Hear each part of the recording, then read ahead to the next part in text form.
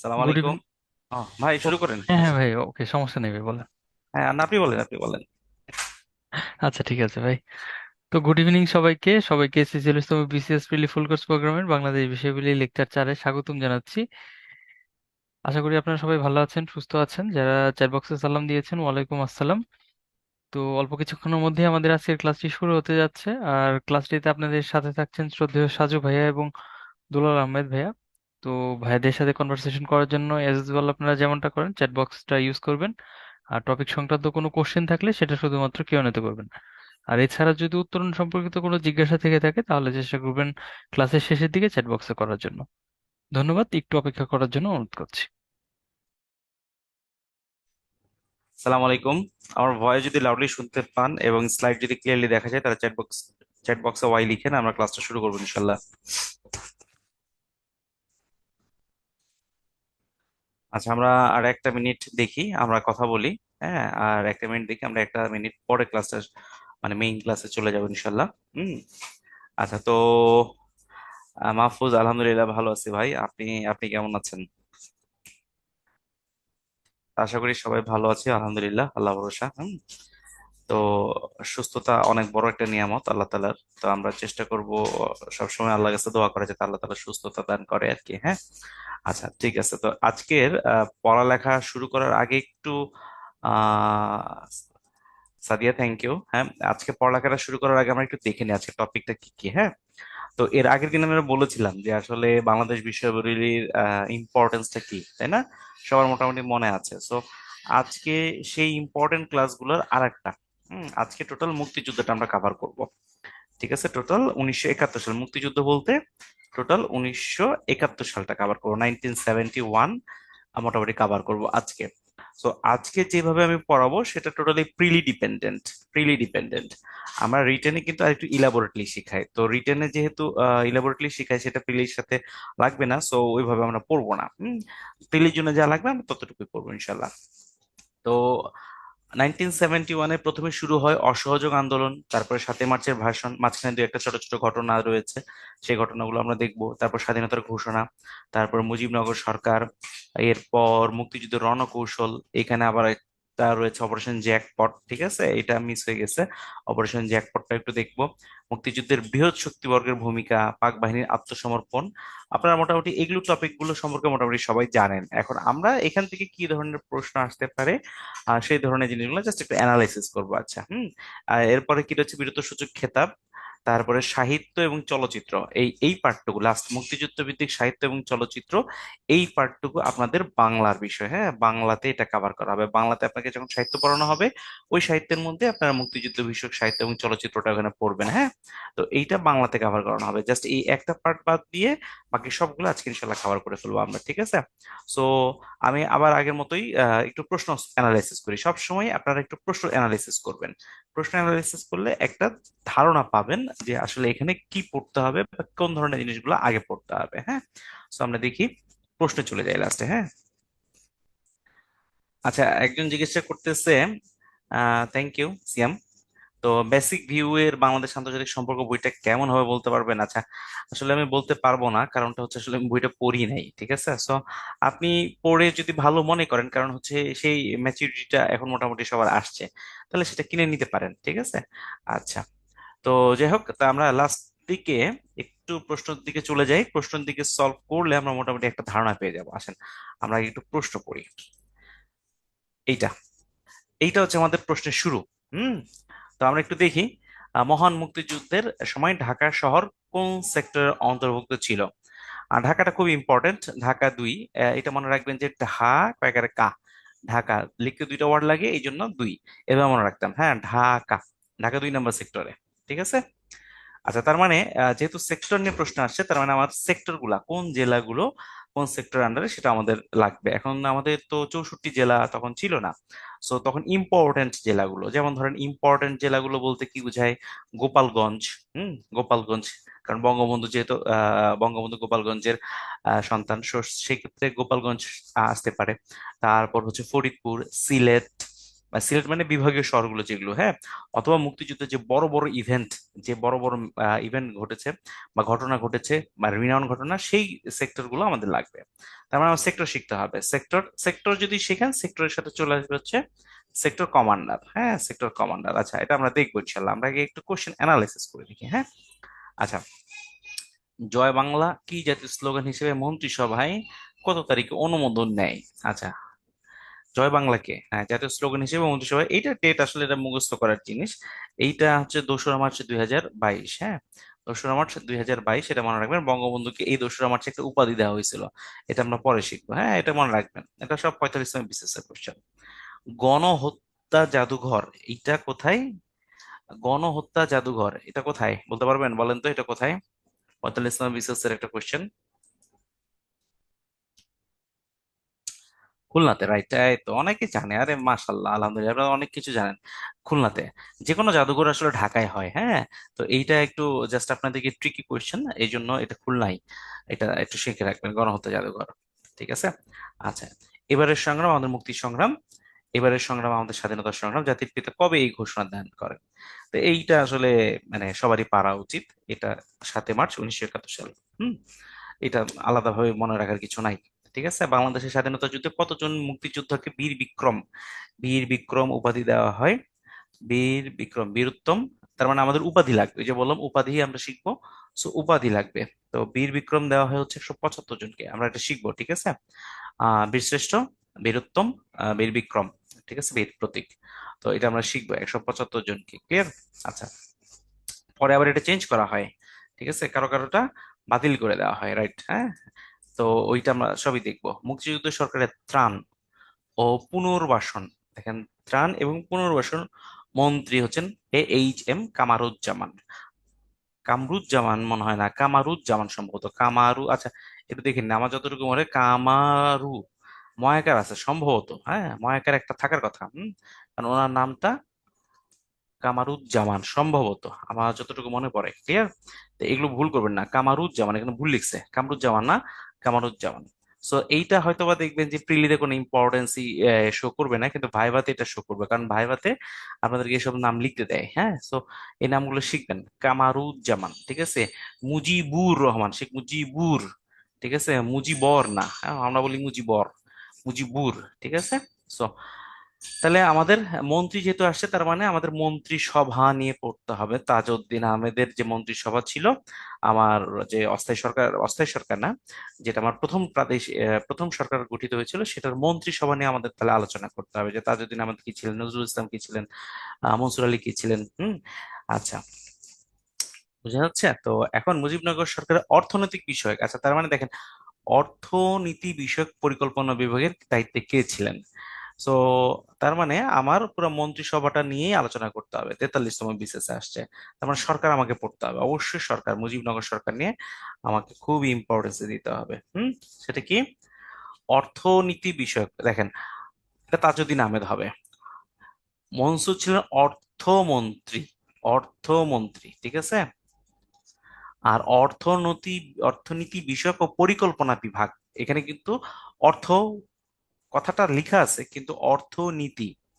আর অর্থমন্ত্রী, অর্থমন্ত্রী কি করে? শুধুমাত্র টাকা ছাড় দেয়, টাকা কোথায় কিভাবে বাজেট অ্যালোকেট করে, ঠিক আছে। কিন্তু এই অর্থনীতি বিষয়ক এবং পরিকল্পনা বিভাগের দায়িত্ব ছিল হচ্ছে তাজউদ্দিন আহমেদ। তো এটা ভুল করা যাবে না। দেখবেন যে অর্থমন্ত্রী আমরা এম মনসুর আলী পড়েছি, তো এইখানে দেখবেন যে অনেকে যেটা করবে এম মনসুর আলী দাগাবে, কিন্তু এম মনসুর আলী হবে না, কিন্তু, হ্যাঁ, এটা হবে না।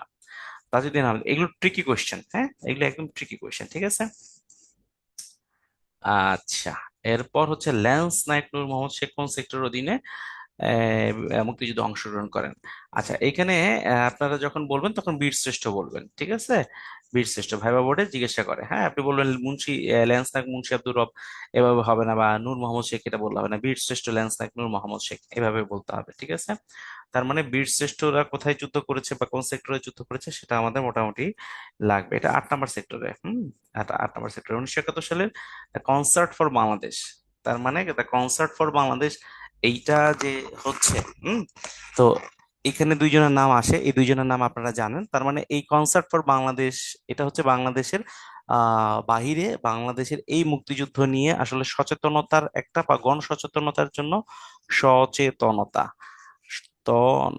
সচেতনতা সচেতনতা এবং অর্থ, মানে অর্থ দিয়ে সাহায্য করা, দুইটা বিষয়ের জন্য অনেকগুলো হচ্ছে আপনার ইনস্টিটিউট কাজ করেছে। এই তো তার মধ্যে the concert of for Bangladesh, এটা একটা প্রতিষ্ঠান, এটা কিন্তু আয়োজন করেছে বা ব্যক্তি আয়োজন করেছে। তো আমাদের ওই জিনিসগুলো শিখতে হবে, ঠিক আছে? তো এটা কোথায় অনুষ্ঠিত হয়? এটা হচ্ছে আপনার নিউ ইয়র্কে, তাই না? নিজের কোনটি মুক্তিযুদ্ধ ভিত্তিক স্বল্প দৈর্ঘ্য চলচ্চিত্র? আচ্ছা, মুক্তিযুদ্ধ ভিত্তিক স্বল্প দৈর্ঘ্য চলচ্চিত্র, এটা বলেছিলাম যে এটা বাংলাতে কভার করা হবে, ঠিক আছে? বাংলাতে পড়ানো হবে। সো আমি এটা একটু তারপরে দাগায় দিই। এটা আপনারা একটু মুখস্থ রাখবেন, হুলিয়া। এটা আজকের পড়ানো, এটা দেওয়া হয়েছে যাতে জাস্ট আপনাদের বারবার দেখে দেখে দেখে দেখে আপনাদের মোটামুটি একটা আইডিয়া হয় বা মনে থাকে আর কি, হ্যাঁ। আচ্ছা, এরপর 1971 সালে মুজিবনগর সরকার কর্তৃক প্রকাশিত পত্রিকার নাম কি? পত্রিকার নাম হচ্ছে জয় বাংলা। জয় বাংলা, এটা মনে রাখবেন, এটা খুব সহজ। ঠিক আছে, মুজিবনগর সরকার একটা পত্রিকা প্রকাশন করতো, এটা জয় বাংলা পত্রিকা। এটাও হচ্ছে আপনার বাহিরে আমাদের সচেতনতা তৈরি করার জন্য বা গণ সচেতনতা এরাজ করার জন্য বা বাংলাদেশের এই মুক্তিযুদ্ধ সম্পর্কে মানুষকে জানানোর জন্য, ঠিক আছে? কে বীর শ্রেষ্ঠ নন? এটা খুবই সহজ। তার মানে বীর শ্রেষ্ঠ আমাদের যে সাতজন, সাতজনের নাম মুখস্থ করতে হবে, ঠিক আছে? কারণ এটা আসছে অ্যাকচুয়ালি সময় বিসিএস, ঠিক আছে? আচ্ছা, মুন্সি আব্দুর রহিম, এই নামে কেউ বীর শ্রেষ্ঠ নাই, এটা মনে রাখবেন। পাকিস্তান কবে বাংলাদেশকে একটি স্বাধীন বা একটি সার্বভৌম রাষ্ট্র হিসেবে স্বীকৃতি দেয়? তার মানে পাকিস্তান এর স্বীকৃতির এই সালটা এই ডেটটা আসছে।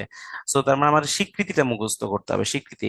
দেন কোন কোন স্বীকৃতি মনে রাখবেন? যারা আমাদের মুক্তিযুদ্ধের মধ্যে আমাদের পক্ষে কাজ করেছে সরাসরি এবং আমাদের বিপক্ষে কাজ করেছে সরাসরি, হ্যাঁ। তো এই সবগুলো আমাদের মোটামুটি লাগবে, ঠিক আছে? একদম চীন, ভারত, তারপর হচ্ছে প্রথম দিকে ভুটান, এগুলো সবকিছু আমাদের লাগবে, পাকিস্তান, ইউএসএ। ক্লিয়ার?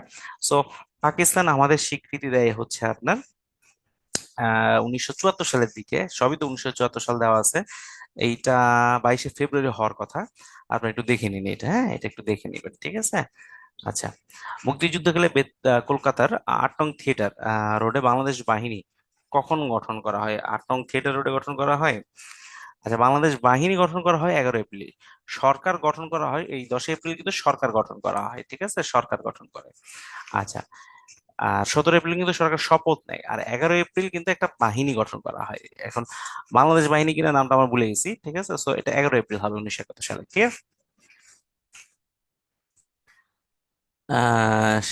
সিয়াম, আচ্ছা ঠিক আছে, আপনার প্রশ্ন উত্তর দেওয়ার চেষ্টা করবো পরে, হ্যাঁ, ইনশাল্লাহ। এরপর কোন বীরশ্রেষ্ঠদের দেহাবশেষ দেহাবশেষ বাংলাদেশে এনে বীরশ্রেষ্ঠ মতিউর রহমানের কবরের পাশে সমাহিত করা হয়? বীরশ্রেষ্ঠ মতিউর রহমানের পাশে সমাহিত করা হয়, এটা হচ্ছে আপনার সিপাহী হামিদুর রহমান। সিপাহী হামিদুর রহমান। আচ্ছা, তো এগুলো কারণটা কেন, এগুলো পরে আমরা ভাইবাতে শিখবো, ঠিক আছে? মতিউর রহমানের পাশে আবার হামিদুর রহমানকে নিয়ে আসে কারণ তাদের লাশ এখানে ছিল না, মানে তাদের কবর অন্য জায়গায় ছিল আর কি, হ্যাঁ। আচ্ছা, 1971 সালে মুক্তিযুদ্ধের সময় জাতিসংঘের কোন দেশ বাংলাদেশের পক্ষে, এটা পক্ষে, বিপক্ষে না, পক্ষে ভেটো প্রদান করেছিলেন? বাংলাদেশের পক্ষে ভেটো প্রদান করেছিলেন কে, বলতে পারবেন? যুক্তরাজ্য তো নাই, ফ্রান্সও না, ফ্রান্স তো বাদ, যুক্তরাষ্ট্রের সব এক মানে ভাই। যুক্তরাজ্য, ফ্রান্স, যুক্তরাষ্ট্র, কানাডা, এগুলো হচ্ছে সব ভাই, এক মায়ের পেটের ভাই, ঠিক আছে? সোভিয়েত ইউনিয়ন পক্ষে ছিল, সোভিয়েত ইউনিয়ন, ঠিক আছে?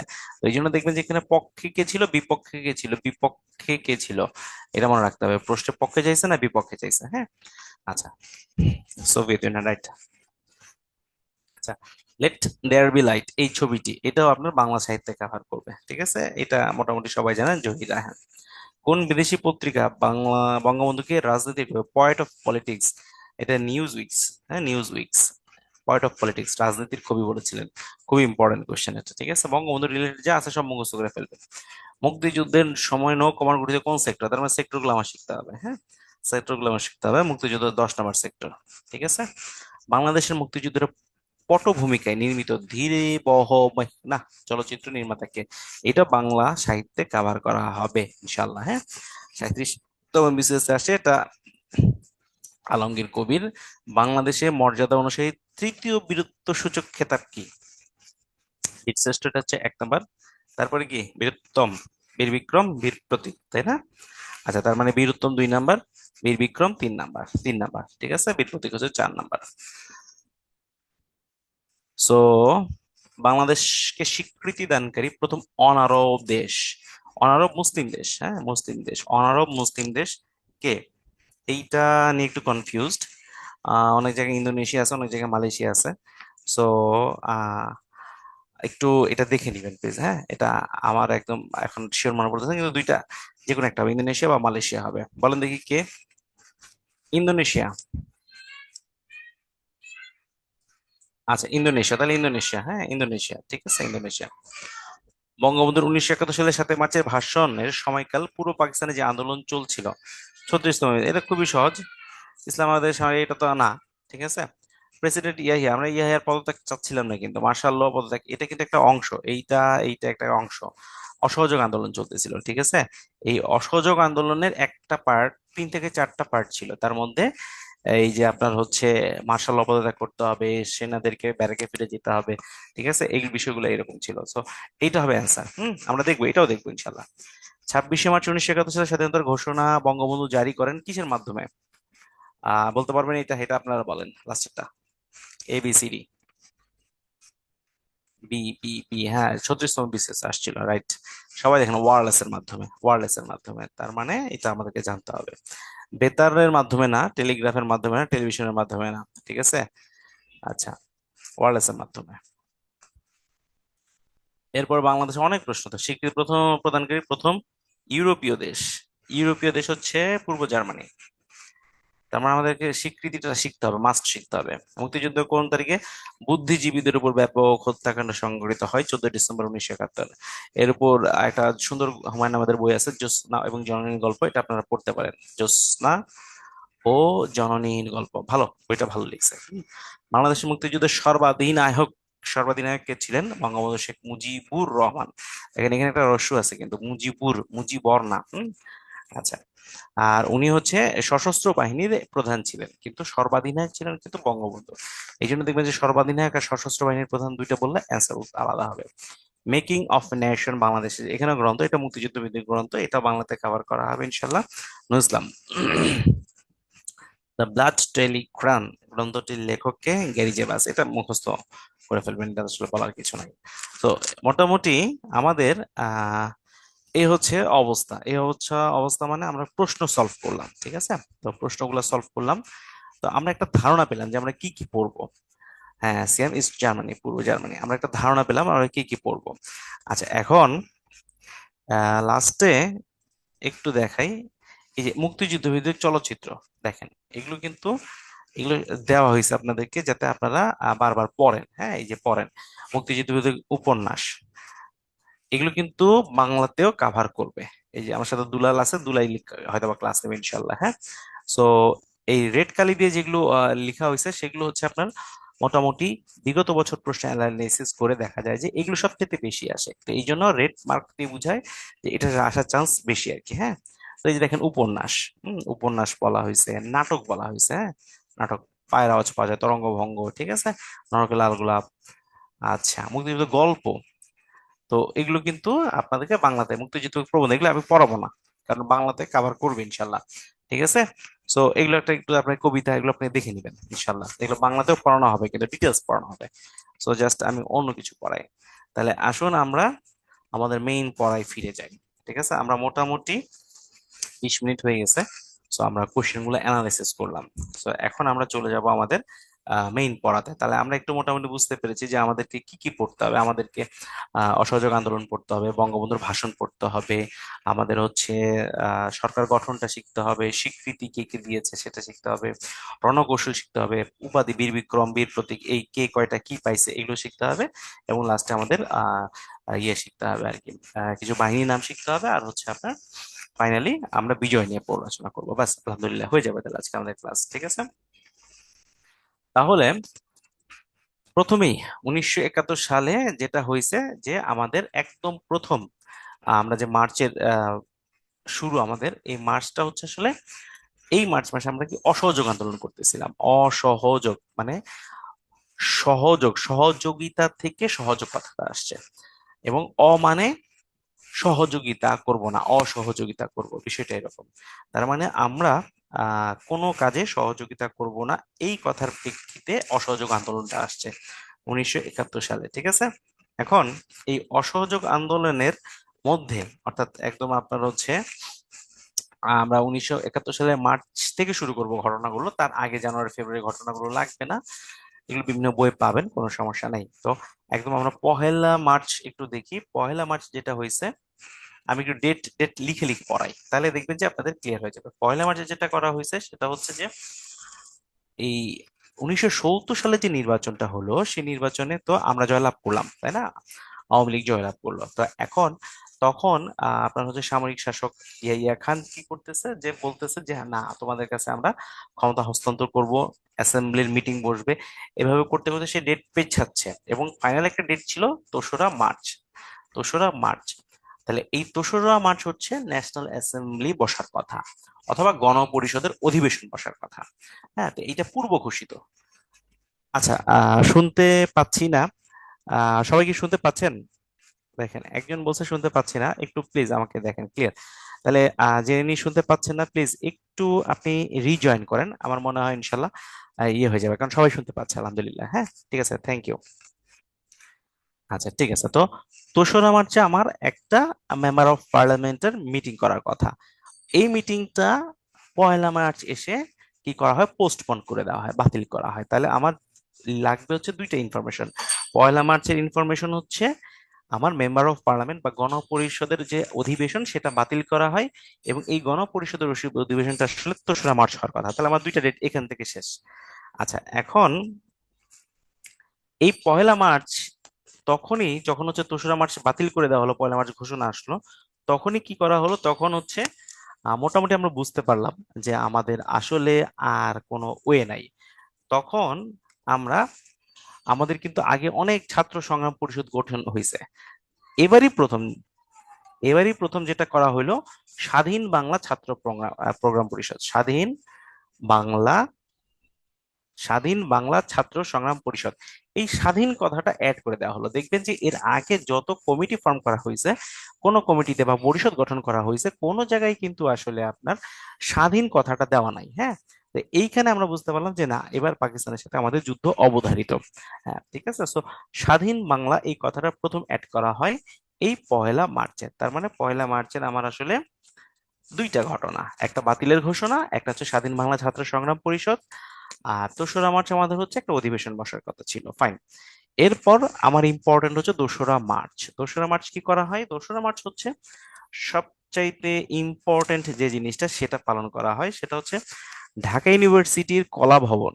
ঢাকা ইউনিভার্সিটির কলা ভবনে যেটা করা হয়, সেখানে আপনার বাংলাদেশের মানচিত্র খচিত পতাকা উত্তোলন করা হয়। তার মানে প্রথম 2রা মার্চ যেটা করা হয়, আমাদের মানচিত্র খচিত পতাকা কলা ভবনে উত্তোলন করা হয়। তাহলে এখানে মনে রাখতে হবে যে 2রা মার্চ পতাকা উত্তোলন করা হয় মানচিত্র খচিত, এবং কোথায়? কলা ভবনে। তাহলে এখানে আমরা তিন চারটা ইনফরমেশন শিখলাম, এবং এইখানে যিনি কলা ভবনে এই মানচিত্রটা আপনার হচ্ছে ইয়ে করলেন, তার নাম হচ্ছে আসম আব্দুর রব।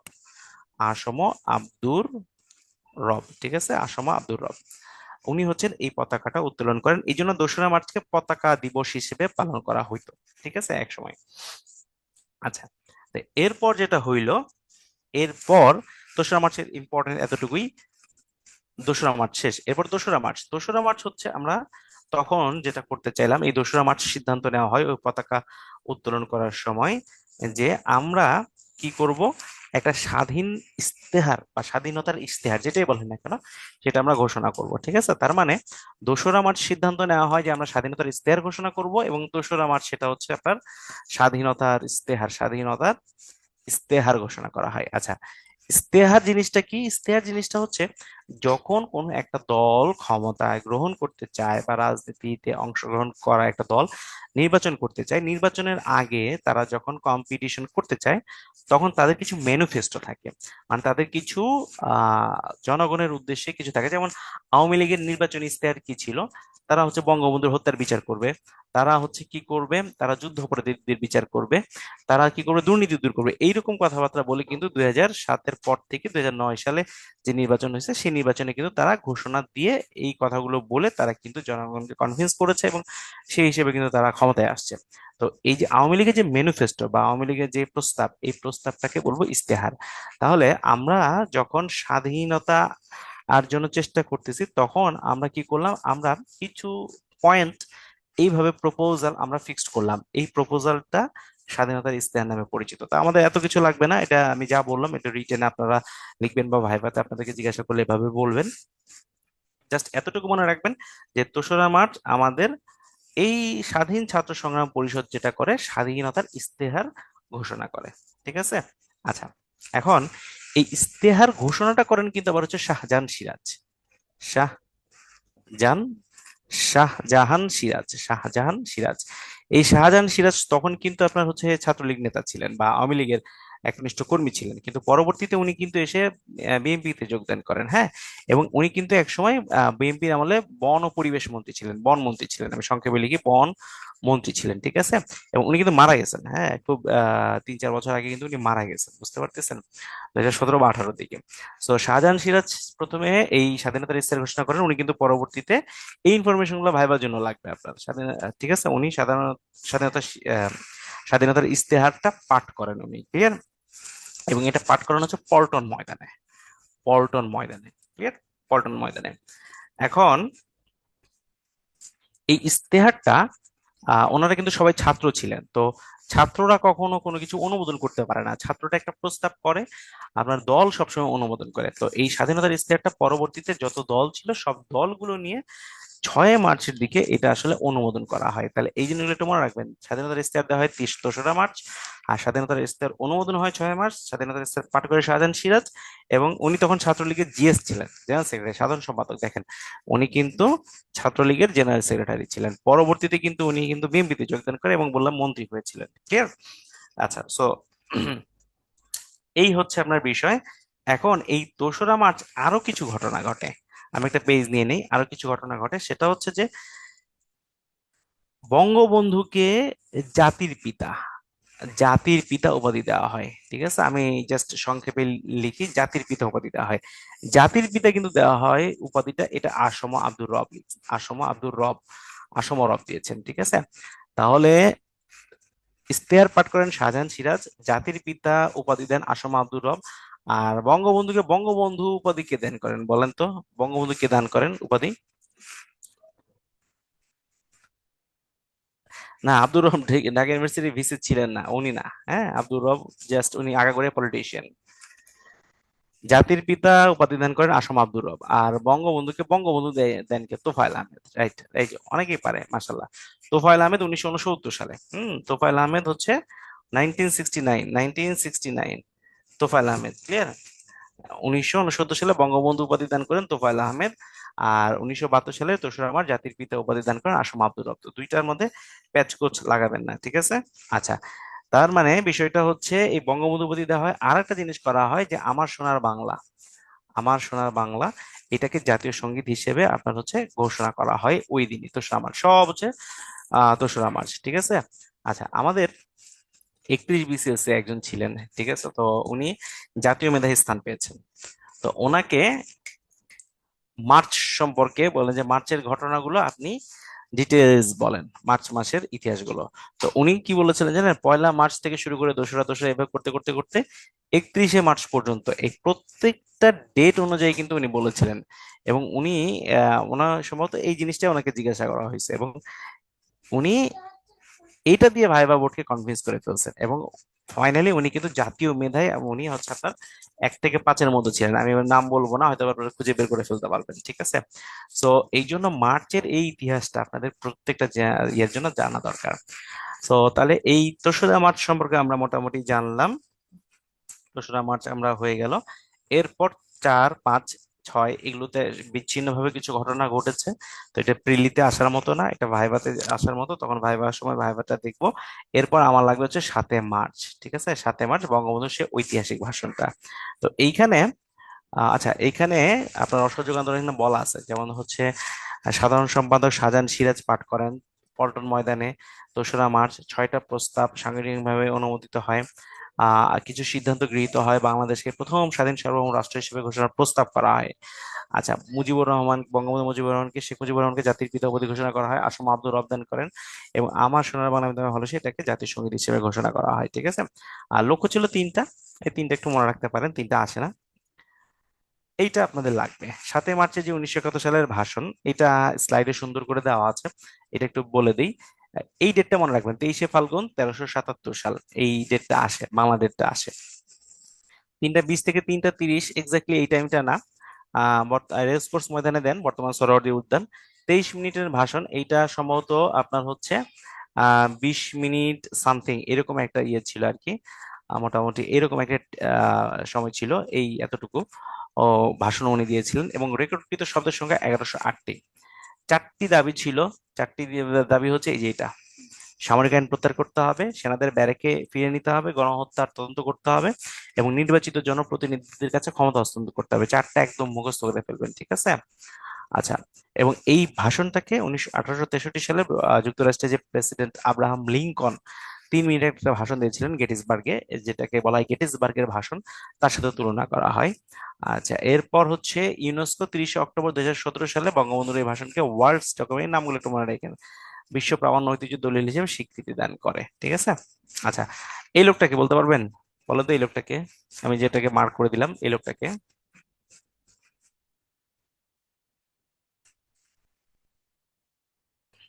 বলেন দেখি। একজন বলছে তোফায়েল, আমি নাম বলবো না, কে তোফায়েল বলতেছে? শাহজাহান, সিরাজ, হান্নান, তোফায়েল আহমেদ, সঞ্জিদা, আপনি ঠিক বলেছেন। জাওয়াদ ঠিক বলেছেন। বাকি কারোই সেজাদ ঠিক বলেছেন। আচ্ছা, বাকি কারোটাই হয় নাই, এই যাদের নাম বললাম তাদেরটা হয়েছে। ইনি হচ্ছেন কামাল। মুক্তি সংবিধানের যে কমিটি গঠন করা হয় 34 জন, 34 জনের যিনি হেড ছিলেন তিনি হচ্ছেন কামাল। ওনার একটা দল আছে, এখন বলতে পারেন তার দলের নাম কি?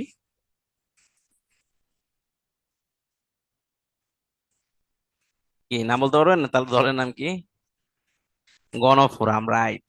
সেজাদ, গণফোরাম, হ্যাঁ, গণফোরামের কামাল। বুঝতে পেরেছেন? এই গণফোরামের কামাল। আচ্ছা, তো 7ই মার্চের ভাষণে আরো অনেক কিছু ছিল, কিন্তু প্রিলিতে এত কিছু লাগবে না, তো মোটামুটি দাগাই দিলাম। এখন আমি আবার একটা স্লাইড নিয়ে নিই, একটা পেজ নিয়ে নিই, পেজ নিয়ে আমরা পড়াই, তাহলে আমরা 7ই মার্চের মোটামুটি শেষ। 7ই মার্চ আর কিছু লাগবে না। এরপর যেটা লাগবে সেটা হচ্ছে আমার 19শে মার্চ লাগবে। 19শে মার্চ লাগবে, যেটা আমার প্রথম সশস্ত্র প্রতিরোধ দিবস।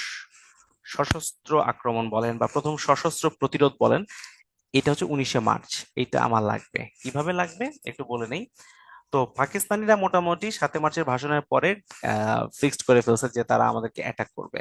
তো এই অ্যাটাক করার পরে তাদের যে ধারণাটা হলো বা তাদের যে প্ল্যানটা হলো সেটা হচ্ছে যে এই পিলখানা, পিলখানা বা হচ্ছে যার বিডিবি বা বিজিআর, তখন হচ্ছে আপনার কি ছিলেন, বিডিআর ছিল, মানে ইপিআর ছিল আর কি, তখন বিডিআরও ছিল না, ইপিআর ছিল, east Pakistan rifles. East Pakistan rifles তখন ছিল ইপিআর। পরে এটা বিডিআর হয়ে গেছিল, বাংলাদেশ রাইফেলস। এরপরে বিডিআর থেকে আপনার হচ্ছে বিডিআর বিদ্রোহ হওয়ার পরে বিজিবি হয়েছে আর কি, বর্ডার গার্ড অফ বাংলাদেশ। এটা হচ্ছে আপনার বিজিবির এখনকার ইতিহাস। তো এই পিলখানাতে ইপিআর এর হেড অফিস ছিল। তো একমাত্র তাদের কাছে ছিল অস্ত্র, বুঝতে পারতেছেন?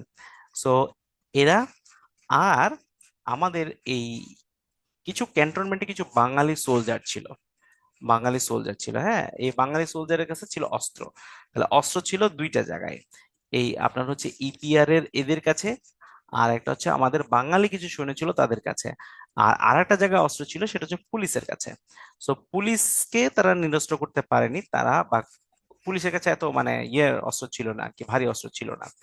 সো এই ইপিআর এবং হচ্ছে আপনার এই সোলজার, আর এদের কাছ থেকে তারা কি করতে চাচ্ছিল, যে অস্ত্রটাকে নিয়ে তাদেরকে অস্ত্রহীন করতে চাচ্ছিল আর কি, হ্যাঁ।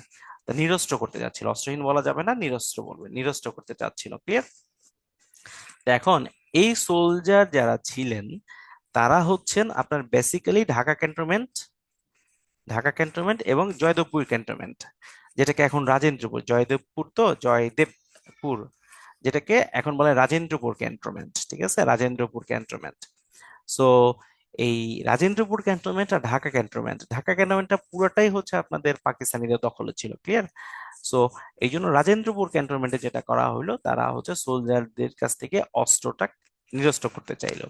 এবং এরই ফলে আরেকটা বিষয় হলো, ওই সময় আপনার হচ্ছে পাকিস্তানিরা দু একটা আপনার প্রথম 17 মার্চের দিকে, 17 মার্চের দিকে তারা কি করলো, গুলি চালাইলো। নিরস্ত্র জনগণের উপরে। তো এই নিয়ে সোলজারদের কাছ থেকে অস্ত্র কেড়ে নেওয়া, এই গুলি চালানো, এই সামগ্রিকভাবে দুইটা বিষয়কে যেটা করলো সেটা হচ্ছে যে আপনার ওই স্থানীয় জনগণের মধ্যে একটা আন্দোলন করার একটা আপনার হচ্ছে পরিবেশ তৈরি করে দিল। এবং এরই ফলে যেটা হয়েছে, এই জনগণ জনগণ প্লাস ওই যে আমাদের সেনা ভাইরা, এই সেনা ভাইরা দুইজনে মিলে যেটা করলো পাকিস্তানিদের বিরুদ্ধে, তাদের এই গুলি করার বিরুদ্ধে তারা কিন্তু প্রথম অস্ত্র সহ প্রতিরোধ করলো, যেটাকে আমাদের স্বাধীন বাংলার বা আমাদের মুক্তিযুদ্ধের আগে প্রথম সশস্ত্র প্রতিরোধ। বিষয়টা হচ্ছে এই ইতিহাস। তাহলে আমার মনে রাখতে হবে যে সশস্ত্র প্রতিরোধ প্রথম আমার হয় হচ্ছে 19শে মার্চ। এটা কোথায় হয়? জয়দেবপুরে হয়, বা গাজীপুর বলে গাজীপুর হয়, বা যেখানে আপনার জয়দেবপুর গাজীপুর যেটা বলেন এই পার্টটুকুতে হয়। ক্লিয়ার? তাহলে আমাদের প্রথম আমাদের যুদ্ধ কিন্তু এখনো শুরু হয় নাই, কিন্তু আমাদের সশস্ত্র প্রতিরোধ দিবস হচ্ছে 19শে মার্চ। ঠিক আছে? আচ্ছা, তো এইটা মোটামুটি আপনারা মনে রাখবেন। ক্লিয়ার? না, ইভেন্টটার নাম নাই, এই 19শে মার্চ সশস্ত্র প্রতিরোধ দিবস। প্রথম সশস্ত্র প্রতিরোধ দিবস, প্রথম সশস্ত্র প্রতিরোধ দিবস, এটা কোনো ইভেন্ট না, এটা হচ্ছে প্রথম সশস্ত্র প্রতিরোধ দিবস। এবার মনে রাখলে চলবে আর কি। হ্যাঁ, এবং এইখানে আপনার মোটামুটি যে এরা যে গুলি করেছিল, এই গুলিতে মনে রাখবেন 15 জনের মতো, হিসাব অনুযায়ী 15 জনের মতো আমাদের শহীদ হয়, নিরস্ত্র মানুষ। এবং এই যে 15 জন যে শহীদ হয়, তাদের স্মরণটা, তাদের হচ্ছে স্মৃতিকে স্মরণ করে রাখার জন্য আমাদের একদম সর্বপ্রথম যে ভাস্কর্য তৈরি করা হয় সেটার নাম হচ্ছে জাগ্রত চৌরঙ্গী। এটা হচ্ছে প্রথম ভাস্কর্য, প্রথম ভাস্কর্য। এটা মনে রাখবেন, ভাস্কর্য এটা হচ্ছে জাগ্রত চৌরঙ্গী, জাগ্রত চৌরঙ্গী। আচ্ছা, চৌরঙ্গী মানে চার রাস্তার মোড়, চৌরঙ্গী মানে চার রাস্তার মোড়। তো এই ইয়েটা করা হয়েছিল যে আপনার হচ্ছে মোটামুটি এই যারা ওইদিকে গিয়েছেন, দেখবেন যে এইদিকে গেলে ময়মনসিংহ রোড আর কি, ঢাকা ময়মনসিংহ রোড, এটা গাজীপুর চৌরাস্তা। এটা হচ্ছে গাজীপুর চৌরাস্তা, এদিক থেকে গেলে ঢাকা, মানে এদিকে ঢাকা, এদিকে ময়মনসিংহ, এইদিকে হচ্ছে আপনার গাজীপুরের মধ্যে ঢুকবেন। আবার এইদিকে চলে আসলে চন্দ্রা। ঠিক আছে, এইদিকে চলে আসলে চন্দ্রা। সো এই চার রাস্তার মোড়টা হচ্ছে আপনার গাজীপুর চৌরাস্তা। তো এই গুলিটা চালানো হয়েছিল ঠিক এর আশেপাশে, এই কারণে এই চার রাস্তার মোড়েই হচ্ছে আপনার হচ্ছে জাগ্রত চৌরঙ্গি স্থাপন করা হয়। ক্লিয়ার? এবং এইটা স্থাপন করেন হচ্ছে আব্দুর রাজ্জাক। আব্দুর রাজ্জাক, এইটা হচ্ছে প্রথম মুক্তিযুদ্ধ বিষয়, মুক্তিযুদ্ধ ভিত্তিক হচ্ছে আপনার ভাস্কর্য। তাহলে এইখানে কিন্তু আমরা অনেক কিছু শিখলাম। এখানে কিন্তু আমরা অনেক কিছু শিখলাম। হ্যাঁ, আব্দুর রাজ্জাক, হ্যাঁ, সাদিয়া আব্দুর রাজ্জাক।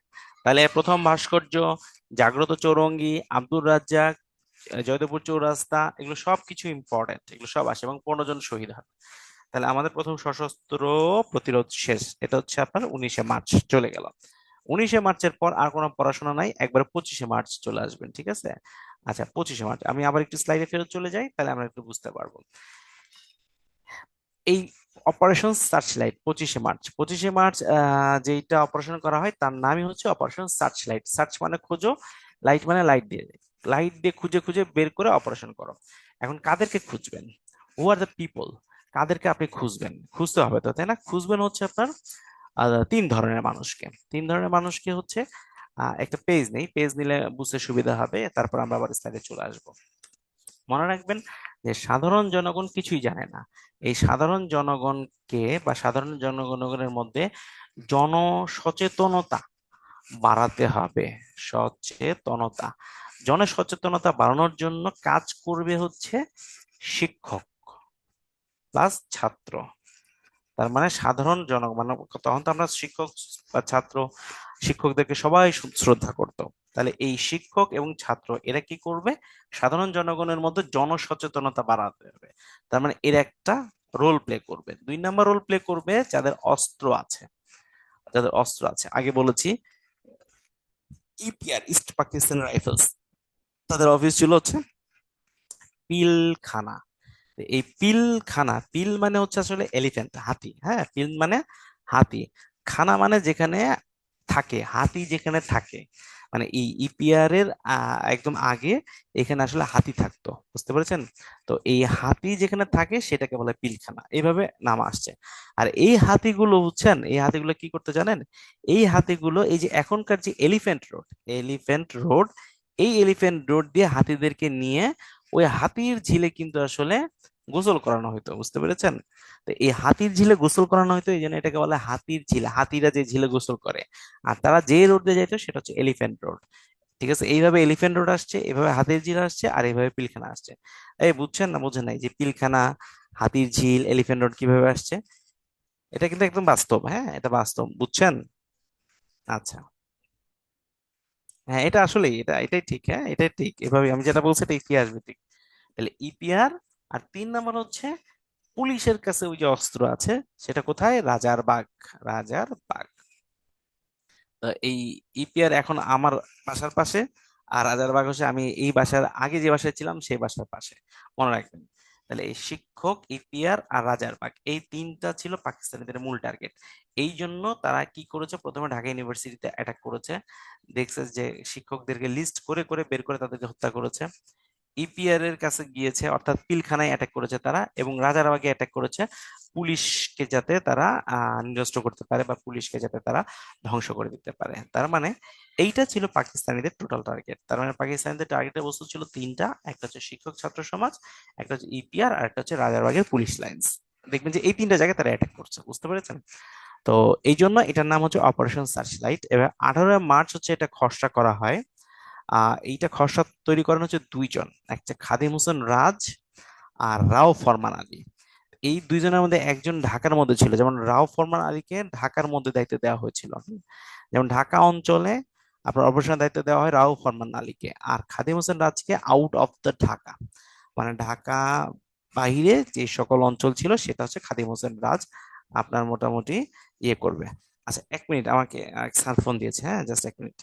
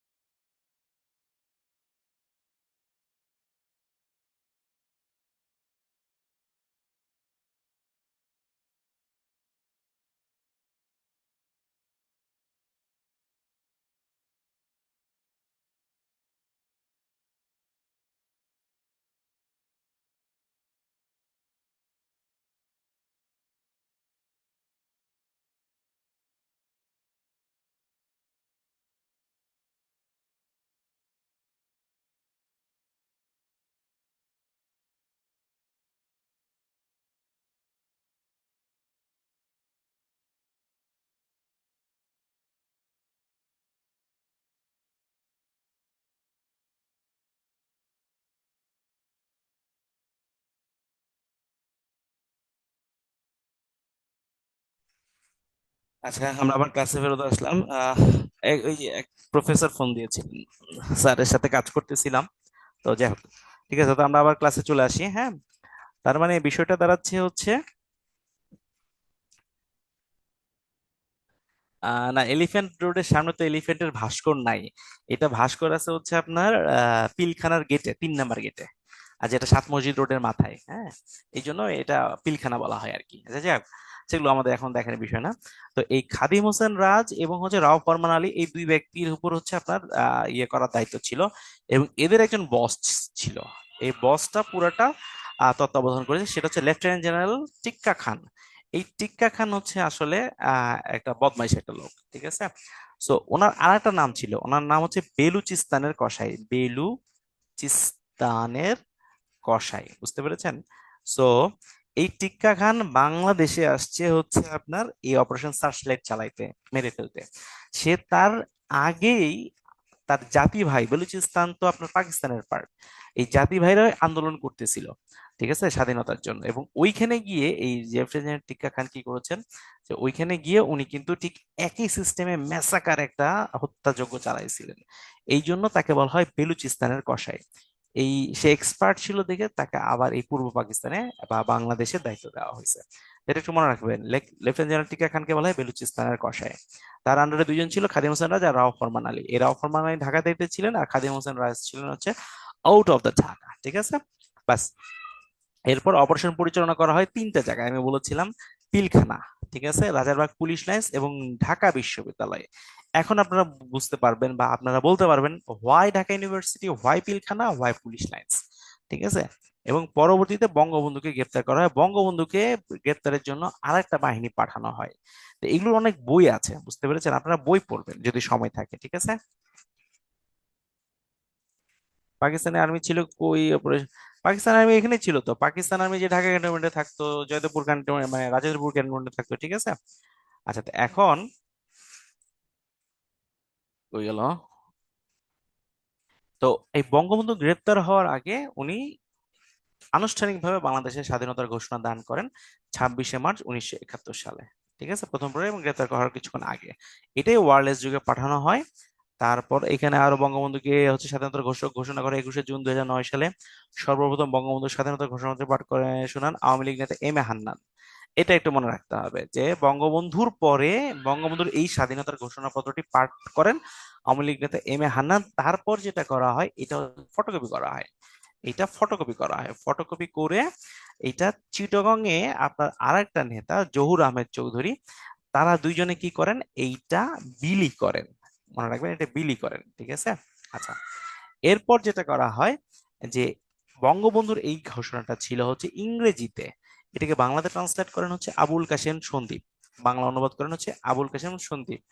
উনি হচ্ছেন ওয়াপদার ইঞ্জিনিয়ার ছিলেন, ওয়াপদার, ওয়াপদা, যেটা এখন পানি উন্নয়ন বোর্ড, ওয়াপদা বা ওয়াপদা বলে আর কি, ওয়াপদা, পানি উন্নয়ন বোর্ড, পানি উন্নয়ন বোর্ডের ইঞ্জিনিয়ার ছিলেন, ঠিক আছে। এটা মনে রাখবেন। আর এরপর তারা মনে করে যে একজন সামরিক বাহিনীর অফিসারকে দিয়ে যদি এটা পাঠ করানো হয় তাহলে সেটা হচ্ছে আপনার গ্রহণযোগ্যতাটা বেশি পাবে।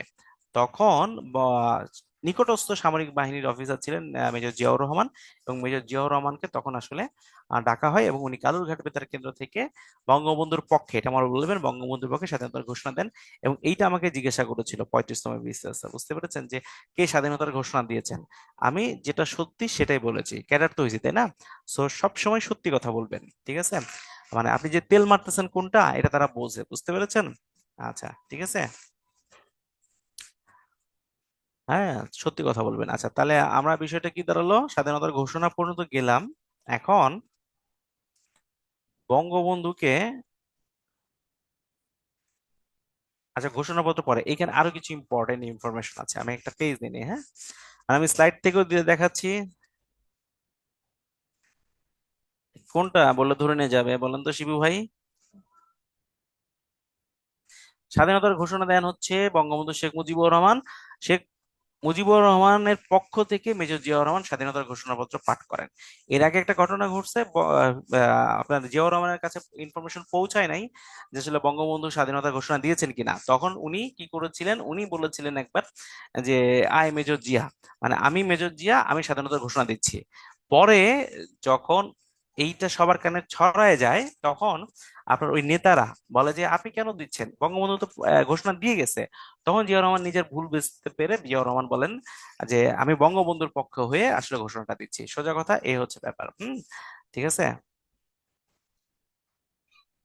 ওয়াপদা হচ্ছে এখন পানি উন্নয়ন বোর্ড, এখন যেটা আছে পানি উন্নয়ন বোর্ড, ওয়াটার ডেভেলপমেন্ট বোর্ড, যেটার প্রিভিয়াস নাম ছিল ওয়াপদা, হ্যাঁ। তো এই জন্য বিষয়টা হচ্ছে যে বঙ্গবন্ধু স্বাধীনতার ঘোষণা পাঠ করেন, এ নিয়ে কোনো সন্দেহ নাই, এবং বঙ্গবন্ধুর পক্ষ থেকে জিয়াউর রহমান হচ্ছে আপনার সেটা বঙ্গবন্ধু স্বাধীনতা ঘোষণা দেন, তার পক্ষ থেকে জিয়াউর রহমান হচ্ছে স্বাধীনতার ঘোষণাটা পাঠ করেন। এবং জিয়াউর রহমান যে পাঠ করেন সেটাই প্রথম সর্বপ্রথম রেডিওতে প্রচারিত হয় এবং সবাই শোনে। এই কারণে মনে করে যে জিয়াউর রহমান হচ্ছে আপনার, এটা নিয়ে আপনার বিএনপিরা হইচই করে, এই মনে করে যে এইটা জিয়াউর রহমান ঘোষণা দিয়েছে, বিষয়টা কিন্তু তা না, হ্যাঁ। Thank you Sirajul Monira. আচ্ছা, থ্যাংক ইউ ভাই, 1971 চলে গেছেন। আচ্ছা, তাহলে বিষয়টা হচ্ছে মোটামুটি আমরা এখানে ইয়ে করলাম যে আমরা স্বাধীনতার ঘোষণাটা কে দিয়েছে। আপনারা এইটা একদম এক্সাক্ট সত্যি কথা বলবেন, এখানে কোনো লুকালুকির কিছু নাই, ক্লিয়ার? এবং বঙ্গবন্ধু তখন যা বলতো সবাই তাই শুনতো। জিয়াউর রহমানও কিন্তু বঙ্গবন্ধুর অর্ডারই মানতো। বুঝতে পারতেছেন? এখনকার এই যে নতুন যারা নব্য ধরেন বিএনপি করে বা অন্যান্য দল করে, তারা তারা নিয়ে এত লাফালাফি করে, ঠিক আছে? বঙ্গবন্ধু বঙ্গবন্ধুই, ঠিক আছে? তাকে নিয়ে আসলে আপনারা কারো দলের সাথে মিশাবেন না, হ্যাঁ, ওনাকে আলাদাই রাখেন, উনি সেপারেট একটা জিনিস, ক্লিয়ার?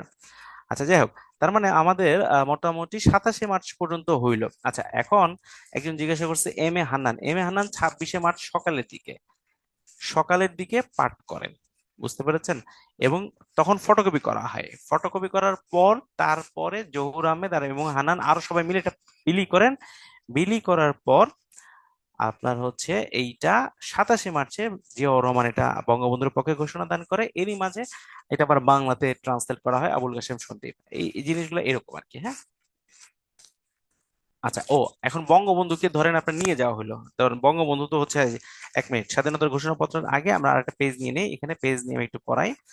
বঙ্গবন্ধুকে যে আপনি গ্রেপ্তার করলেন, এই বঙ্গবন্ধুকে তার একটা নাম দিয়েছিল, নাম হচ্ছে বিগ বার্ড। বিগ বার্ড, ঠিক আছে? তো বঙ্গবন্ধুকে গ্রেপ্তার করার এই অপারেশনটা হচ্ছে operation big bird. Operation big bird, clear? তার মানে বঙ্গবন্ধুকে আপনি গ্রেপ্তার করতেছেন, এই গ্রেপ্তারের নামটা হচ্ছে বা অপারেশনটা হচ্ছে অপারেশন বিগ বার্ড। বিগ বার্ডটা আসলে বঙ্গবন্ধু, বুঝতে পেরেছেন? বিগ বার্ডটা হচ্ছে বঙ্গবন্ধু। আর এই বঙ্গবন্ধুকে আপনার হচ্ছে ইয়ে করার জন্য পাকিস্তানের আর্মি এই পাঠাইছিল হচ্ছে আপনার দুইজনকে। একটা হচ্ছে আলম জহির আলম, উনি পরবর্তীতে তখন মেজর ছিলেন এবং পরবর্তীতে ব্রিগেডিয়ার হয়েছেন। আর একটা হচ্ছে মেজর বেলাল। এই দুইজনই তখন মেজর র্যাঙ্কের অফিসার ছিলেন, ক্লিয়ার? তার মানে বঙ্গবন্ধুকে গ্রেপ্তার করার জন্য দুইজনকে পাঠানো, একটা জহির আলম আর একটা হচ্ছে মেজর বেলাল। এবং তারা বঙ্গবন্ধুকে ওই রাতে গ্রেপ্তার করে। বঙ্গবন্ধুর নাম ছিল বিগ বার্ড, তার এই টোটাল অপারেশনের নাম ছিল অপারেশন বিগ বার্ড। আর যখন বঙ্গবন্ধুকে গ্রেপ্তার করা হয় এবং জেলখানায় নেওয়া হয়, তখন বলা হয় the big bird in cage, এটা মনে রাখবেন। দা বিগ বড় হতে হবে, big bird in cage, cage. Big bird in cage মানে বিগ বার্ড হচ্ছে কারাগারে। তা পরীক্ষায় আসে যে এইটা কার সাথে রিলেটেড, এইটা বঙ্গবন্ধুর সাথে রিলেটেড। এই বিগ বার্ডটা হচ্ছে বঙ্গবন্ধু। তারপরে বঙ্গবন্ধু কি করা হয়, বঙ্গবন্ধুকে আসলে নিয়ে যাওয়া হয় হচ্ছে আপনার প্রথমে নিয়ে যাওয়া হয় আপনার হচ্ছে আদমজি ক্যান্টনমেন্টে। Sorry, Dhaka cantonment. Adamjee cantonment না, আমি ঢাকা ক্যান্টনমেন্ট বলি, একটু বলি ঢাকা ক্যান্টনমেন্ট। এই ঢাকা ক্যান্টনমেন্টের মধ্যে আদমজি স্কুলে আদমজি স্কুলে তাকে প্রথম রাত রাখা হয়, প্রথম 2 দিন মনে রাখা হয়। আদমজি স্কুল থেকে তাকে নিয়ে যাওয়া হয়, এগুলো পাবেন না, এগুলো ইতিহাস ভিত্তিক, আপনার বই না পড়লে এই জিনিসগুলো আপনি পাবেন না। আদমজি স্কুল থেকে তাকে নিয়ে যাওয়া হয়েছে ফ্ল্যাগ স্টাফ হাউসে। Flag staff house flag staff হাউসটা এখন বর্তমানে এয়ারফোর্সের চিফ এই এয়ারফোর্সের চিফের হচ্ছে আপনার হচ্ছে বর্তমান হচ্ছে বাসভবন হিসেবে এইটা ব্যবহার করা হয় আর কি। এয়ারফোর্সের চিফ ফ্ল্যাগ স্টাফ হাউস, যারা ক্যাটাগরি গিয়েছেন তারা দেখতে পাবেন, হ্যাঁ। তো এরপরে তাকে হচ্ছে পাকিস্তানে নিয়ে যাওয়া হয়। তো এই হচ্ছে আপনার বঙ্গবন্ধু টোটাল মোটামুটি হিস্টোরি আর কি, হ্যাঁ। তো এগুলো একটু মনে রাখবেন, বঙ্গবন্ধুকে কোথায় নিয়ে যাওয়া হয়েছে এগুলো বলে দিলাম, কে কে আসছিল, ক্লিয়ার? তার ছদ্মনাম কি ছিল, এগুলো আপনারা একটু জাস্ট মুখস্থ করে ফেলবেন একদম। ইতিহাস ভিত্তিক আহ ইতিহাস ভিত্তিক বইগুলো, বার্ড বার্ড আচ্ছা, একজন বলছে BIRD, বার্ড হবে, অপারেশন বিগ বার্ড, হ্যাঁ, এটা। ইতিহাস ভিত্তিক বই অনেক বই আছে, হুমায়ুন আহমেদের বই পড়তে পারেন, তারপর হচ্ছে আপনি এই যে অলি আহমেদের বই পড়তে পারেন, অনেক বই আছে। আচ্ছা, আরো বইয়ের নাম বলবো না, ইনশাল্লাহ, আল্লাহ ভরসা। তা আমরা পড়ি, এরপর আমাদের আর কিছু নাই, মার্চ শেষ। মার্চের পরে আমরা চলে যাব হচ্ছে এপ্রিলে। তাহলে মার্চ পর্যন্ত আমাদের মোটামুটি ক্লিয়ার, হ্যাঁ। মার্চ পর্যন্ত আমাদের ক্লিয়ার, এখন আমরা চলে যাব এপ্রিলে। এপ্রিলে যেটা হয়, আমাদের সরকার গঠন করা হয়। সরকার গঠন করে এটা স্লাইডে আমি দাগায় দিব। আর 10ই এপ্রিল হচ্ছে আমার 1971 সালে স্বাধীনতা ঘোষণাপত্র আনুষ্ঠানিকভাবে জারি করা হয়, এবং 17ই এপ্রিল এটা হচ্ছে আমার শপথ নেওয়া হয়। আচ্ছা, এই সরকার গঠন নিয়ে আপনার অনেক নাটক, অনেক চরিত্রে হয়েছে। তাজউদ্দিন আহমেদ কিভাবে ইন্ডিয়া গিয়েছিলেন, তারপর সেখান থেকে কিভাবে ইন্দিরা গান্ধীর সাথে আপনি যোগাযোগ করেছিলেন, ওইটা আমি রিটেনে পড়াই, রিটেনে লাগে, ওখানে আমরা শিখবো ইনশাল্লাহ। আর এই সরকারের উপরে আপনার একটা বই আছে, সেটা হচ্ছে আমাদের এইচ টি ইমামের নাম শুনছেন? এইচ টি ইমাম, ইমাম, এইচ টি ইমামের নাম শুনছেন আপনারা? রাইট, আরে চমৎকার। হ্যাঁ, হুমায়ুন আহমেদের দেয়াল বই অনেক কিছু আছে, হ্যাঁ অবশ্যই দেওয়া, এটাও পড়বেন, বা যত বই পড়বেন তত ভালো। এইচ টি ইমাম হচ্ছে হাসান তৌফিক ইমাম। উনি হচ্ছেন প্রধানমন্ত্রী রাজনৈতিক উপদেষ্টা ছিলেন। তো মন্ত্রী পরিষদ সচিব ছিলেন এক সময়। তো ওনার একটা বই আছে, বাংলাদেশ সরকার। এটা হচ্ছে আপনার বাংলা একাডেমিতে পাবেন, খুবই চমৎকার একটা বই, বাংলা একাডেমিতে পাবেন। ওইখানে একদম হিস্টোরি তুলে ধরা হয়েছে, বুঝতে পারতেছেন? তো ওইটা হচ্ছে আপনার ওই মুজিবনগর সরকারের উপরে একটা ডিটেলস মোটা একটা বই, চমৎকার একটা বই। হুম, এটা আপনারা দেখেন, ঠিক আছে? বাংলা একাডেমিতে গেলেই হবে, এইচ টি ম্যামের এটাই সম্ভবত লাস্ট বই, বা মানে খুব রিসোর্সফুল একটা বই। সো 10 এপ্রিল আর 17 এপ্রিল হইলো এখন এই যে আনুষ্ঠানিক জারিপত্র, এইটা সংবিধানে ইনক্লুড করা হয় পঞ্চদশ সংশোধনীর মাধ্যমে সপ্তম তফসিলে। দেখবেন যে সপ্তম তফসিলে যাবেন আজকে কনস্টিটিউশনের, ওইখানে গিয়ে দেখবেন যে আপনার স্বাধীনতার ঘোষণাপত্র, এই ঘোষণাপত্রটাই আসলে ওই 1971 সালে 10 এপ্রিলের ঘোষণাপত্র, এটা পুরোটা পড়বেন। এবং এইখানে কে রাষ্ট্রপতি হবে, কে উপরাষ্ট্রপতি হবে, কে কি দায়িত্ব পালন করবে, সব এখানে বলা আছে। ঠিক আছে, এটা দেখলেই আপনাদের মোটামুটি পড়া হয়ে যাবে। হ্যাঁ, এগুলো ওইখান থেকে তুলে দেওয়া হয়েছে। এই ঘোষণাপত্র রচনা করা হচ্ছে ব্যারিস্টার আমিরুল ইসলাম, এখন উনি জীবিত আছেন। ঘোষণাপত্র পাঠ করে ইউসুফ আলী। আচ্ছা, আর কার্যকর করা হয় হচ্ছে 26শে মার্চ 1971 সাল থেকে। এই জন্য আমরা স্বাধীনতা দিবস 26শে মার্চ পালন করি, কারণ আমরা 26শে মার্চ থেকে স্বাধীন আর কি। হ্যাঁ, আচ্ছা, এটা আপনারা দেখবেন, বল কোশ্চেন। এখন এই মুজিবনগর সরকারে বললাম না, এইচ টি ম্যামের উপর একটা বই আছে, আপনারা ওই বইটা পড়তে পারেন ডিটেলস জানার জন্য। ওইখান থেকে এগুলো তুলে দেওয়া হচ্ছে। 10 এপ্রিল গঠন হয়, 17 এপ্রিল শপথ হয়, ঠিক আছে? এবং স্থান হচ্ছে মেহেরপুর জেলার ভবের পাড়া গ্রামের বৈদ্যনাথ তলার অম্রকাননে বা আম্রকাননে, যেটা বর্তমান নাম হচ্ছে মুজিবনগর। মুজিবনগর নাম করেন তাজউদ্দিন আহমেদ। এইটা হচ্ছে মেহেরপুরে, কিন্তু প্রথমে মেহেরপুর সিলেক্ট করা হয় নাই, প্রথমে সিলেক্ট করা হয়েছিল চুয়াডাঙ্গা। চুয়াডাঙ্গা, হ্যাঁ, মনে রাখবেন যে আমাদের শপথ গ্রহণের এই অনুষ্ঠানটা প্রথমে ফিক্স করা হয়েছিল চুয়াডাঙ্গা। চুয়াডাঙ্গাতে পাকিস্তানিরা মিলিটারি আক্রমণ করে এবং এটা ডেস্ট্রয় করে দেয়, পরে ট্রান্সফার করে সেটা মেহেরপুরে আপনার শিফট করে। তাহলে বোঝা যাচ্ছে যে প্রথমে সিলেকশন কোনটা মনে থাকবে, চুয়াডাঙ্গা। আচ্ছা, শাহ আলম, শাহ আহসান, এখন বুঝতে পারতেছেন? আচ্ছা, আমরা এই মোটামুটি এই কিছুক্ষণ পরে ব্রেকে চলে যাব, তার আগে আমরা একটু পড়ে নিই, আরেকটু পড়ে নিই। ঠিক আছে, এই বুঝা যাচ্ছে সবাই? আমি কিন্তু একমাত্র বক বক করে যাচ্ছি, আপনাদের কাছ থেকে জাস্ট একটু রেসপন্স দেখতেছি, কিন্তু যা পড়াচ্ছি বোঝা যাচ্ছে না, বোঝা যাচ্ছে না। যাক, আলহামদুলিল্লাহ, সুখী, থ্যাংক ইউ ভাইয়া। হ্যাঁ, ঠিক আছে। আচ্ছা, ঠিক আছে, হ্যাঁ আমি স্লাইড দেখাচ্ছি, দাগায় দেখাচ্ছি, চেষ্টা করবো ইনশাল্লাহ। থ্যাংক ইউ ভাই মাসুম। আচ্ছা, No, ঠিক আছে, থ্যাংক ইউ। আচ্ছা, তাহলে প্রথমে এটা কিন্তু পরীক্ষা আসে, যে এটা কিন্তু অনেক বইও পাবেন না। প্রথমে কিন্তু চুয়াডাঙ্গাতে আপনার সেটেল করা হয়, যে এখানে আমরা শপথ গ্রহণ করব। পরবর্তীতে এটা ট্রান্সফার করে মেহেরপুরে করা হয়। মেহেরপুরটা সিলেক্ট করার কারণটা হচ্ছে যে মেহেরপুরের 3 দিকে হচ্ছে ভারত, মেহেরপুরে 3 দিকে ইন্ডিয়া, এদিকে ইন্ডিয়া, এদিকে ইন্ডিয়া, এদিকে ইন্ডিয়া।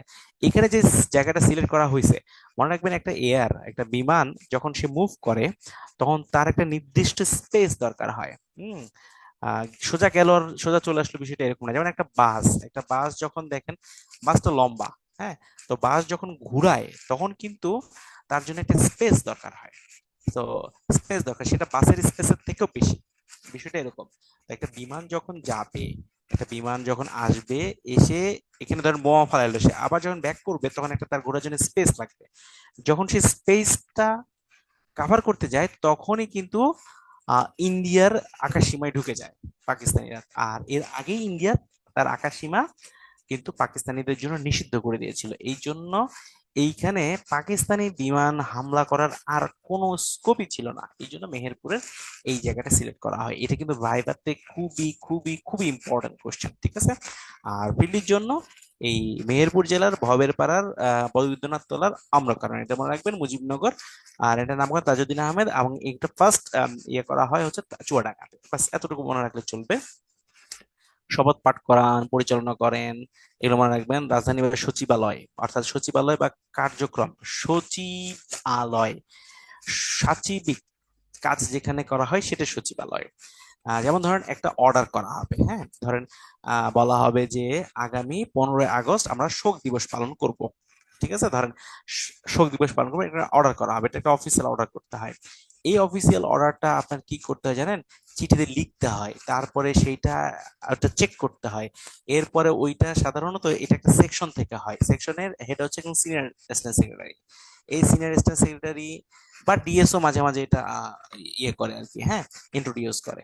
ডিএস থেকে জয়েন্ট সেক্রেটারি দেখবে, জয়েন্ট সেক্রেটারি থেকে এডিশনাল সেক্রেটারি দেখবে, এডিশনাল সেক্রেটারি থেকে সেক্রেটারি দেখবে, সেক্রেটারি থেকে মিনিস্টার দেখবে, মিনিস্টার থেকে আবার আপনার secretary, additional secretary, joint secretary, DS এ চলে আসবে, মানে একবার উপরে যায় একবার নিচে যায়। এরপরে ফাইনালি এই ডিএস এর স্বাক্ষরে একটা অর্ডার জারি করা হয়। তাহলে এই যে কাজগুলো যে হচ্ছে, এটাকে বলে সাচিবিক কাজ। এই সাচিবিক কাজ যেখানে হয় সেটাই সচিবালয়। তাহলে আমরা মুক্তিযুদ্ধের সময় সরকার গঠন করেছি, সরকারের কিছু সাচিবিক কাজ ছিল, ওইটা হচ্ছে সচিবালয়। রাজধানী এবং সচিবালয় বলতে পারেন। সেটা হচ্ছে মুজিবনগর হচ্ছে অস্থায়ী রাজধানী ছিল, আর সচিবালয় ছিল মানে এটা হচ্ছে অফিস বা কার্যালয় ছিল 8 নং থিয়েটার রোড, কলকাতায়। মানে ওইখানে আপনার টোটাল অফিসিয়াল সেট আপ ছিল। ভারত আমাদেরকে ওইখানে জায়গা দিয়েছে এবং ওইখান থেকে আমরা আমাদের সকল কার্যক্রম পরিচালনা করেছি। আর এটার আয়োজক ছিলেন হচ্ছে তৌফিকি ইলাহি চৌধুরী। এখন দেখবেন মাননীয় প্রধানমন্ত্রীর হচ্ছে জ্বালানি বিষয়ক উপদেষ্টা সম্ভবত উনি, তৌফিকি ইলাহি চৌধুরী, ফর্সা করে, ক্লিন শেপড এবং হচ্ছে চশমা পরে। উনি ছিলেন এসডিও, সাব ডিভিশন অফিস আর মেহেরপুর, যেটাকে এখন বলা হয় ডিসি, ডেপুটি কমিশনার। মানে আগে ওইটা মহকুমা ছিল, মেহেরপুর একটা মহকুমা ছিল, হ্যাঁ। তো মহকুমার হেড ছিলেন হচ্ছে এসডিও, সাব ডিভিশনাল অফিসার। আর মহকুমা যখন জেলায় ট্রান্সফার হয়ে যায় তখন সেটাকে বলা হয় ডেপুটি কমিশনার, জেলা প্রশাসক। ঠিক আছে, তাহলে ওই এসডিও বা এখনকার ডিসি ছিলেন হচ্ছে আপনার তৌফিক ইলাহি চৌধুরী, বর্তমানে উনি প্রধানমন্ত্রী জ্বালানি বিষয়ক উপদেষ্টা। গার্ড অব অনার প্রদান করেন হচ্ছে মাহবুবউদ্দিন আহমেদ, উনি হচ্ছেন পরবর্তীতে ঢাকা জেলায় বঙ্গবন্ধুর সময় এসপি হয়েছিলেন। এই মাহবুবউদ্দিন আহমেদ হচ্ছে পরবর্তীতে বঙ্গবন্ধু যখন আসেন বাংলাদেশ স্বাধীন হয় তখন উনি কিন্তু ঢাকা জেলার এসপি। এই ইনফরমেশন গুলো আপনারা বই ঘাটাঘাটি করলে পারবেন, এগুলো মনে রাখবেন। সরকারের সদস্য ছিলেন 6 জন, আমরা এটা দেখবো। সরকার ব্যবস্থা রাষ্ট্রপতি শাসিত, মন্ত্রী পরিষদ সচিব এই যে এইচ টি ইমাম, এই যে এইচ টি ইমাম, এই এইচ টি ইমামেরই একটা হচ্ছে বই আছে, হ্যাঁ, বাংলাদেশ মুজিবনগর সরকার, ওই বইটা আপনারা বাংলা একাডেমিতে কিনতে পাবেন, আপনারা পড়বেন। মন্ত্রণালয় ছিল 12টা, মুজিবনগর দিবস 17 এপ্রিল। একমাত্র পত্রিকা ছিল জয় বাংলা, এটা আসছিল কিন্তু, বুঝতে পারতেছেন, মুজিবনগর সরকারের এটা কিন্তু আসছে বিসিএস, তাই না? বুঝা যাচ্ছে? আচ্ছা। আচ্ছা, নয়েজ আসতেছে। আচ্ছা, ঠিক আছে। 2 জন স্যারের লেকচার শুনতেছি মানে বুঝলাম না। মিনহাজ, কার কার লেকচার শুনতেছেন ভাই?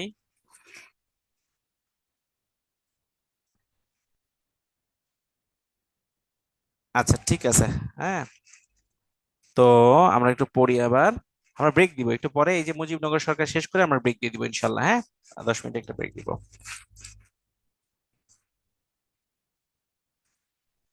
ও আচ্ছা, ঠিক আছে মিনাজ, থ্যাংক ইউ ভাই। আচ্ছা, এখন বঙ্গবন্ধু সরকারের গঠন প্রকৃতি, এটা আপনারা জানেন। রাষ্ট্রপতি কে ছিলেন মুক্তিযুদ্ধের সর্বাধিনায়ক, এটা বঙ্গবন্ধু নিয়ে আর বলার কিছু নাই। সৈয়দ নজরুল ইসলাম উপরাষ্ট্রপতি ছিলেন। ঠিক আছে, বঙ্গবন্ধুর অনুপস্থিতিতে তিনি রাষ্ট্রপতির দায়িত্ব পালন করবেন। আচ্ছা, মানে বঙ্গবন্ধুর অনুপস্থিতিতে সৈয়দ নজরুল ইসলাম। হুম। আচ্ছা, তাদের ছেলেদের নাম শুনবেন। তাদের ওনার ছেলে তো মারা গেছে, ঠিক আছে। তাজউদ্দিন আহমেদ, তাজউদ্দিন আহমেদের যে রিমি আছেন, এখন হচ্ছে আপনার মেম্বার অফ পার্লামেন্ট। আর হচ্ছে সোহেল তাজ তো এখন বডি বিল্ডিং করেন আর কি, ঠিক আছে। তো উনি প্রধানমন্ত্রী ছিলেন, প্রতিরক্ষা দায়িত্ব ছিলেন, পরিকল্পনা এবং অর্থনৈতিক বিষয়, দেখছেন এটা কিন্তু আসছিল, অর্থনৈতিক বিষয় এবং পরিকল্পনা বিভাগের প্রধান, ক্লিয়ার। আর ক্যাপ্টেন মনসুর আলী কিন্তু অর্থমন্ত্রী, দেখেন এগুলো কিন্তু একটু সুন্দর করে ইয়ে করতে হবে, ঠিক আছে। শিল্প বাণিজ্য মন্ত্রণালয় কিন্তু পরিবহন মন্ত্রণালয়ের আন্ডারে ছিল, ঠিক আছে। খন্দকার মোশতাক পররাষ্ট্রমন্ত্রী ছিলেন, আইন ও সংসদ বিষয়ক মন্ত্রণালয়ের দায়িত্ব ছিলেন। স্বরাষ্ট্রমন্ত্রী ত্রাণ পুনর্বাসন কৃষি মন্ত্রণালয়ের দায়িত্ব ছিল হচ্ছে এইচ এম কামারুজ্জামান। এখানে আবার ঠিক আছে, কামারুজ্জামান, ঠিক আছে, হ্যাঁ। আচ্ছা, ওনার ছেলের নাম হচ্ছে খায়রুজ্জামান লিটন, উনি হচ্ছে আধুনিক রাজশাহীর রূপকার আর কি, রাজশাহীর মেয়র ছিল আর কি, ঠিক আছে। আচ্ছা, আমাকে জাস্ট 30 সেকেন্ড একটু সময় দেন ভাই।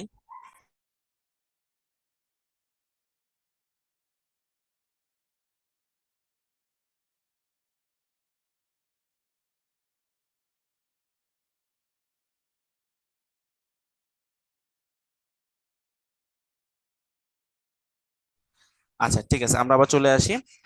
কর্নেল এম এ জি ওসমানী হচ্ছে সেনাবাহিনীর প্রধান ছিলেন। উনি কিন্তু আনম্যারিড ছিলেন, মানে সারা জীবনই ব্যাচেলর ছিলেন, উনি কিন্তু বিয়ে করেন নাই, ব্যাচেলর ছিলেন এই সময়। এই জন্য জিজ্ঞাসা করে ভাইবাতে, এম এ জি ওসমানী ছেলে মেয়ে কি করে, আসলে ওনার ছেলে মেয়ে নাই, উনি বিয়ে করে নাই। কর্নেল আব্দুর রব হচ্ছে চিফ অফ স্টাফ, উনি হচ্ছে আপনার হচ্ছে একদম ফাইনালি যখন পাকিস্তানের আমাদের কাছে আত্মসমর্পণ করে, তখন উনি আমাদের পক্ষ থেকে উনি ছিলেন আর কি, ওখানে উপস্থিত ছিলেন। Group captain A K Khandakar, group captain A K Khandakar deputy chief of staff বিমান বাহিনীর প্রধান ছিলেন পরবর্তীতে, ঠিক আছে। এবং একটা বই আছে ভেতরে এবং বাইরে 1971, এই বইটা পরবর্তীতে অনেক নিন্দিত হয়েছে, নন্দিত না নিন্দিত হয়েছে, মানে অনেক সমালোচিত হয়েছে আর কি, হ্যাঁ। মুক্তিযুদ্ধের রণকৌশল। আচ্ছা এখন বাজে হচ্ছে, এখন ব্রেক নিবেন না 10 মিনিট পরে ব্রেক নিবেন বলেন? এখন ব্রেক দিব না 10 মিনিট পরে ব্রেক দিব?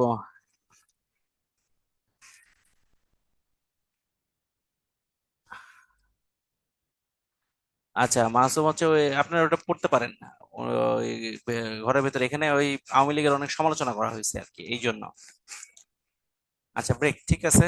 তাহলে এখন আপনার একটু আচ্ছা, ম্যাক্সিমামই হচ্ছে এখনই ব্রেক নিতে চাই। আহ, ওনার নাম হচ্ছে, বইটার নাম হচ্ছে 1971 ভেতরে বাহিরে এরকম একটা নাম, হলুদ কাভার, এমন ছবি দেওয়া আছে, ঠিক আছে, হাবিব হোসেন। আচ্ছা এখন প্লিজ, ঠিক আছে এখন। তাহলে এখন আমার বাজে, আমার ঘড়িতে 7টা 37 বাজে, ঠিক আছে। আমরা ঠিক 7টা 37 তো 7টা 45 ইনশাল্লাহ, 8 মিনিট একটা ব্রেক, আমরা ক্লাস শুরু করব।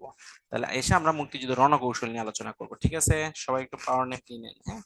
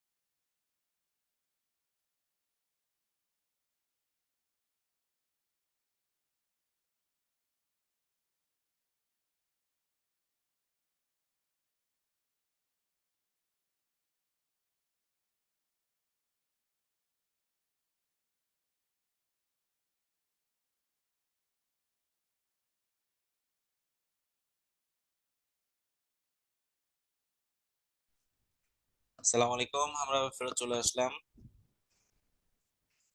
ক্লাস শুরু করবো ইনশাল্লাহ, কি বলেন?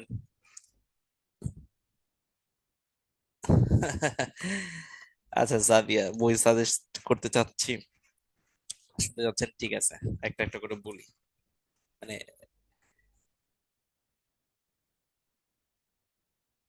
কি ক্লাস শুরু করবো?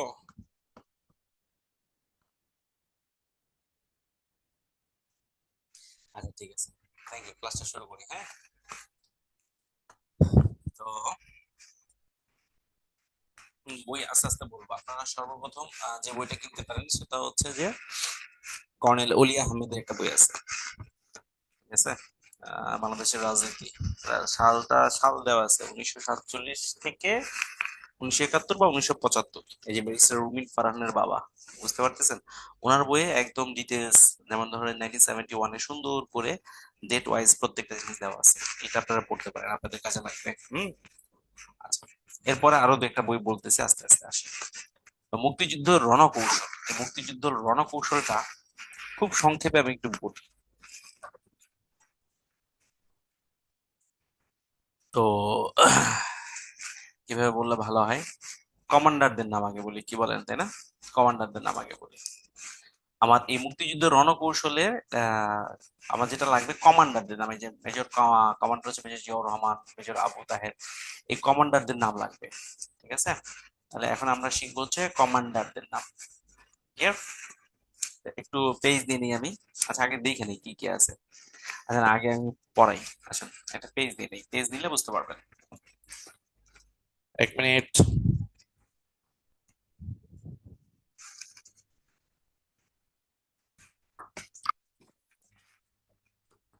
রিয়াদ, শুনতে পাচ্ছেন ভাইয়া?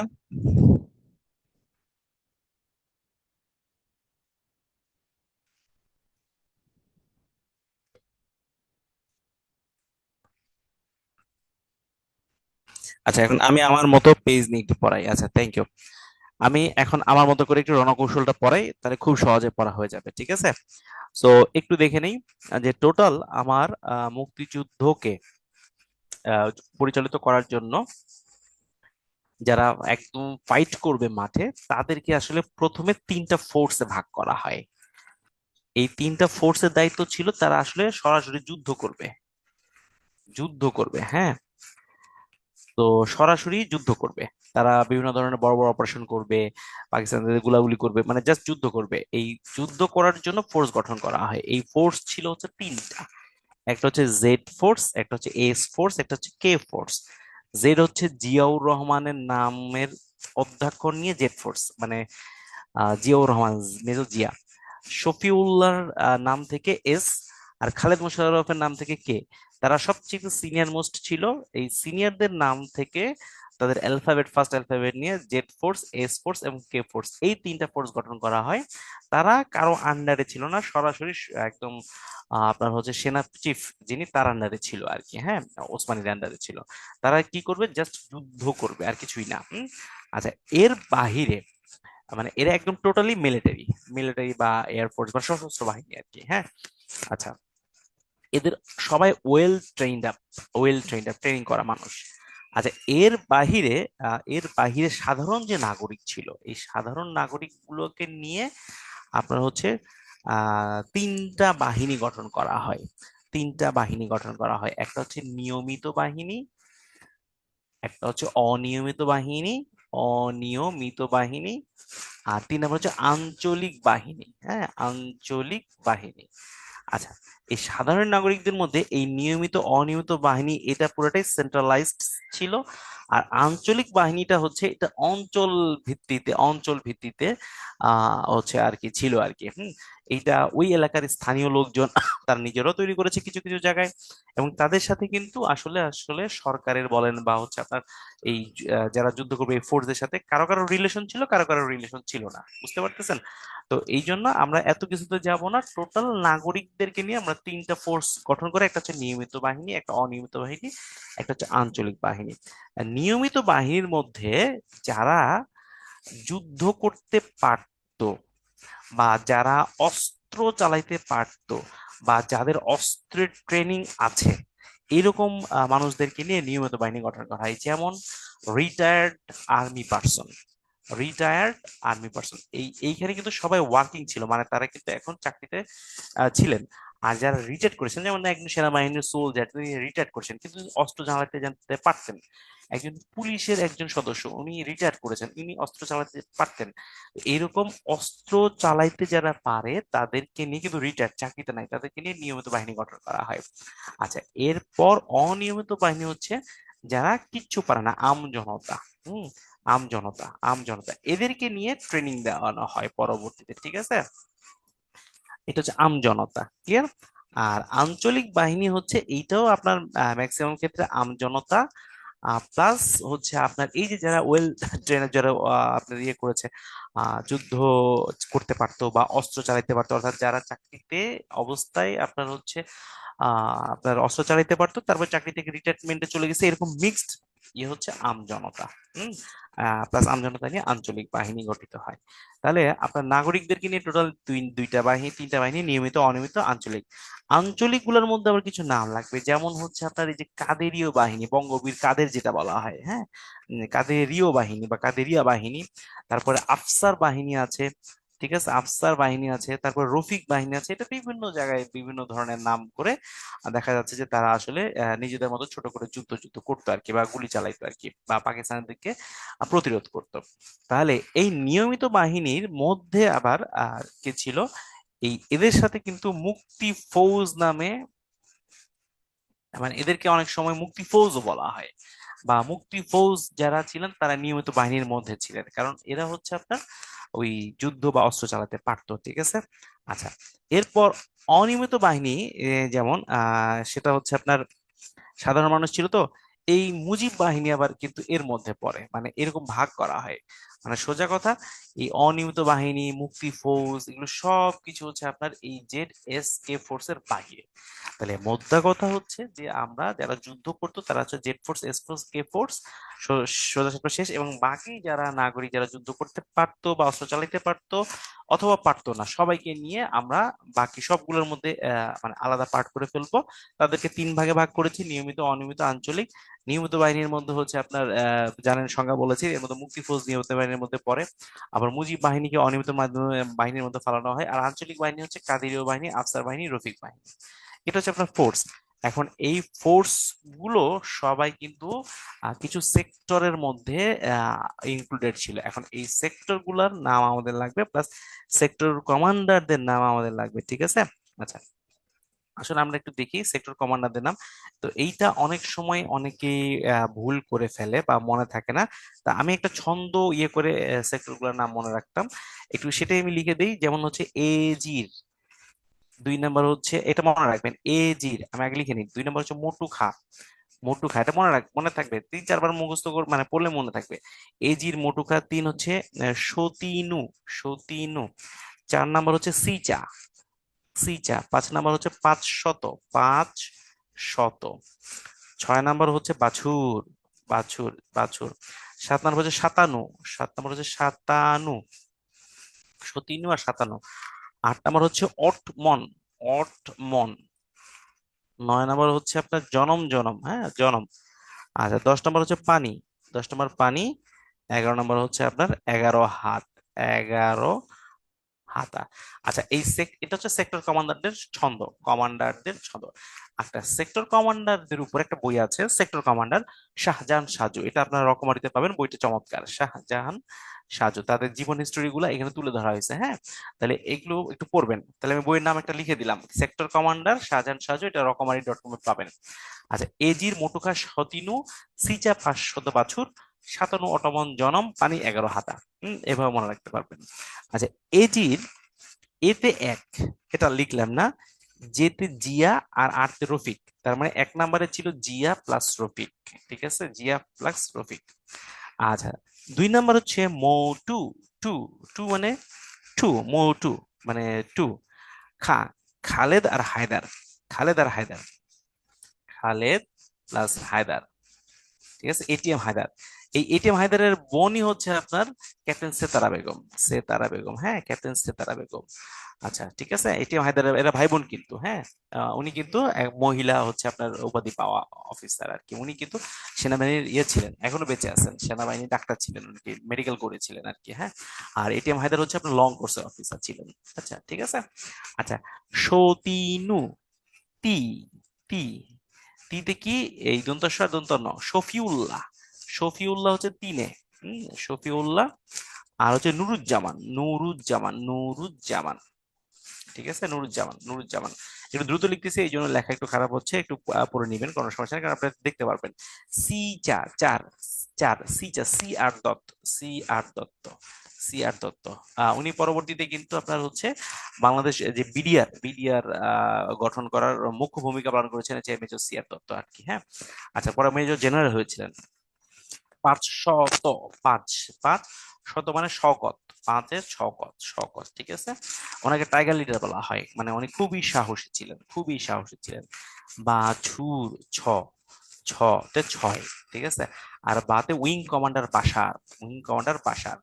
এই বাসার কিন্তু পরবর্তীতে কি হয়েছিলেন জানেন, উনি এয়ারফোর্সের চিফ হয়েছিলেন। এবং যে এয়ারফোর্সের চিফ, তো প্রথম যেদিন এয়ারপ্লেন নেওয়া হয় বাংলাদেশের এয়ারফোর্সের ইনক্লুড করা হয়, ওই দিন উনি বিমানে ছিলেন। পরে ওই বিমানটাই আসলে ধ্বংস হয়ে যায় আর কি, হ্যাঁ।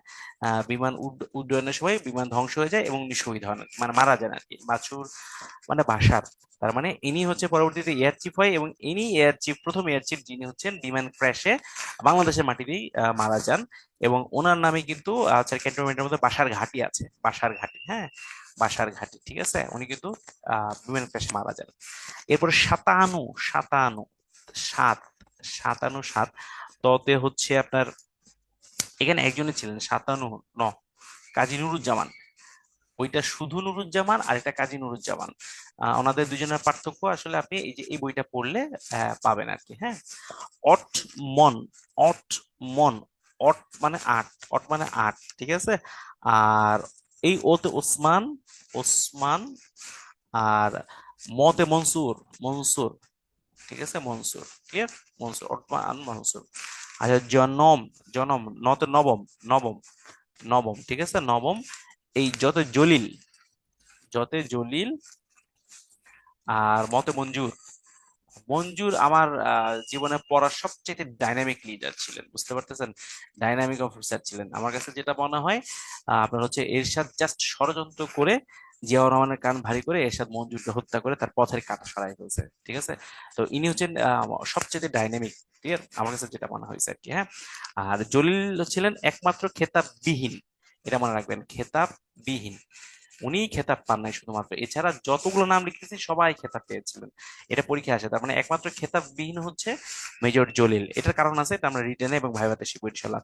পানি, এইটা আসলে কারো আন্ডারে ছিল না, এটা নৌবাহিনীর আন্ডারে ছিল। আর পানি মানে 10 নম্বর হচ্ছে নৌবাহিনীর আন্ডারে ছিল, এই জন্য নৌবাহিনী মানে পানির সাথে রিলেটেড, এই জন্য ওয়াটার বলা হয় আর কি, হ্যাঁ, বা H2O বলা হয়। 11 হাতা, এতে 11 হাতা হচ্ছে আপনার হামিদুল্লাহ, হামিদুল্লাহ, হামিদুল্লাহ। আর তাতে তাহের, তাহের, তাহের। এনারা ছিলেন হচ্ছে মেইন, ঠিক আছে। এখন যেটা হয়েছে যে ধরেন হচ্ছে কোনো একজন অপারেশন করতে গেছে, বা কেউ একজন অসুস্থ হয়ে গেছে, ধরেন শফিউল্লাহ অসুস্থ হয়ে গেছে বা সিআর দত্ত অসুস্থ হয়ে গেছে, তখন কি হয়েছে জানেন, এই শফিউল্লাহ ধরে সিআর দত্তের কিছুদিন অতিরিক্ত দায়িত্ব পালন করছে, তো এই জন্য দেখা যায় যে 4 নম্বরে দেখা সিআর দত্তের সাথে শফিউল্লাহ দেখা যায়, কিন্তু ওইটা হচ্ছে জাস্ট কিছুদিনের জন্য, কিন্তু মেইন হচ্ছে এরা। তাহলে আমাদের কিন্তু এখানে সেক্টর কমান্ডারদের একদম ছন্দসহ একটা নাম আমরা মুখস্থ করে ফেললাম। আমরা মোটামুটি বুঝতে পেরেছি, তাই না? বুঝছি না, বুঝছি না, এটা মনে রাখতে পারবেন, এটা নোট করে ফেলবেন। এগুলো মনে রাখতে পারবেন না কেন? অবশ্যই পারবেন, ঠিক আছে। মনে রাখতে পারবেন। হুম, ঠান্ডা মাথায় 4-5 বার পড়বেন, মনে রাখতে পারবেন, ক্লিয়ার।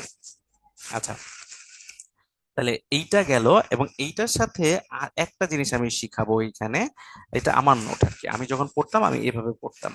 হ্যাঁ, আমি একটা পেজ নিয়ে নেই, সেটা হচ্ছে আপনার বীর শ্রেষ্ঠ 147, 10, 20, 8, মনে রাখবেন, 147, 10, 20, 8, 147, 10, 20, 8, এটা হচ্ছে বীর শ্রেষ্ঠদের ছন্দ, বীর শ্রেষ্ঠদের ছন্দ, হ্যাঁ।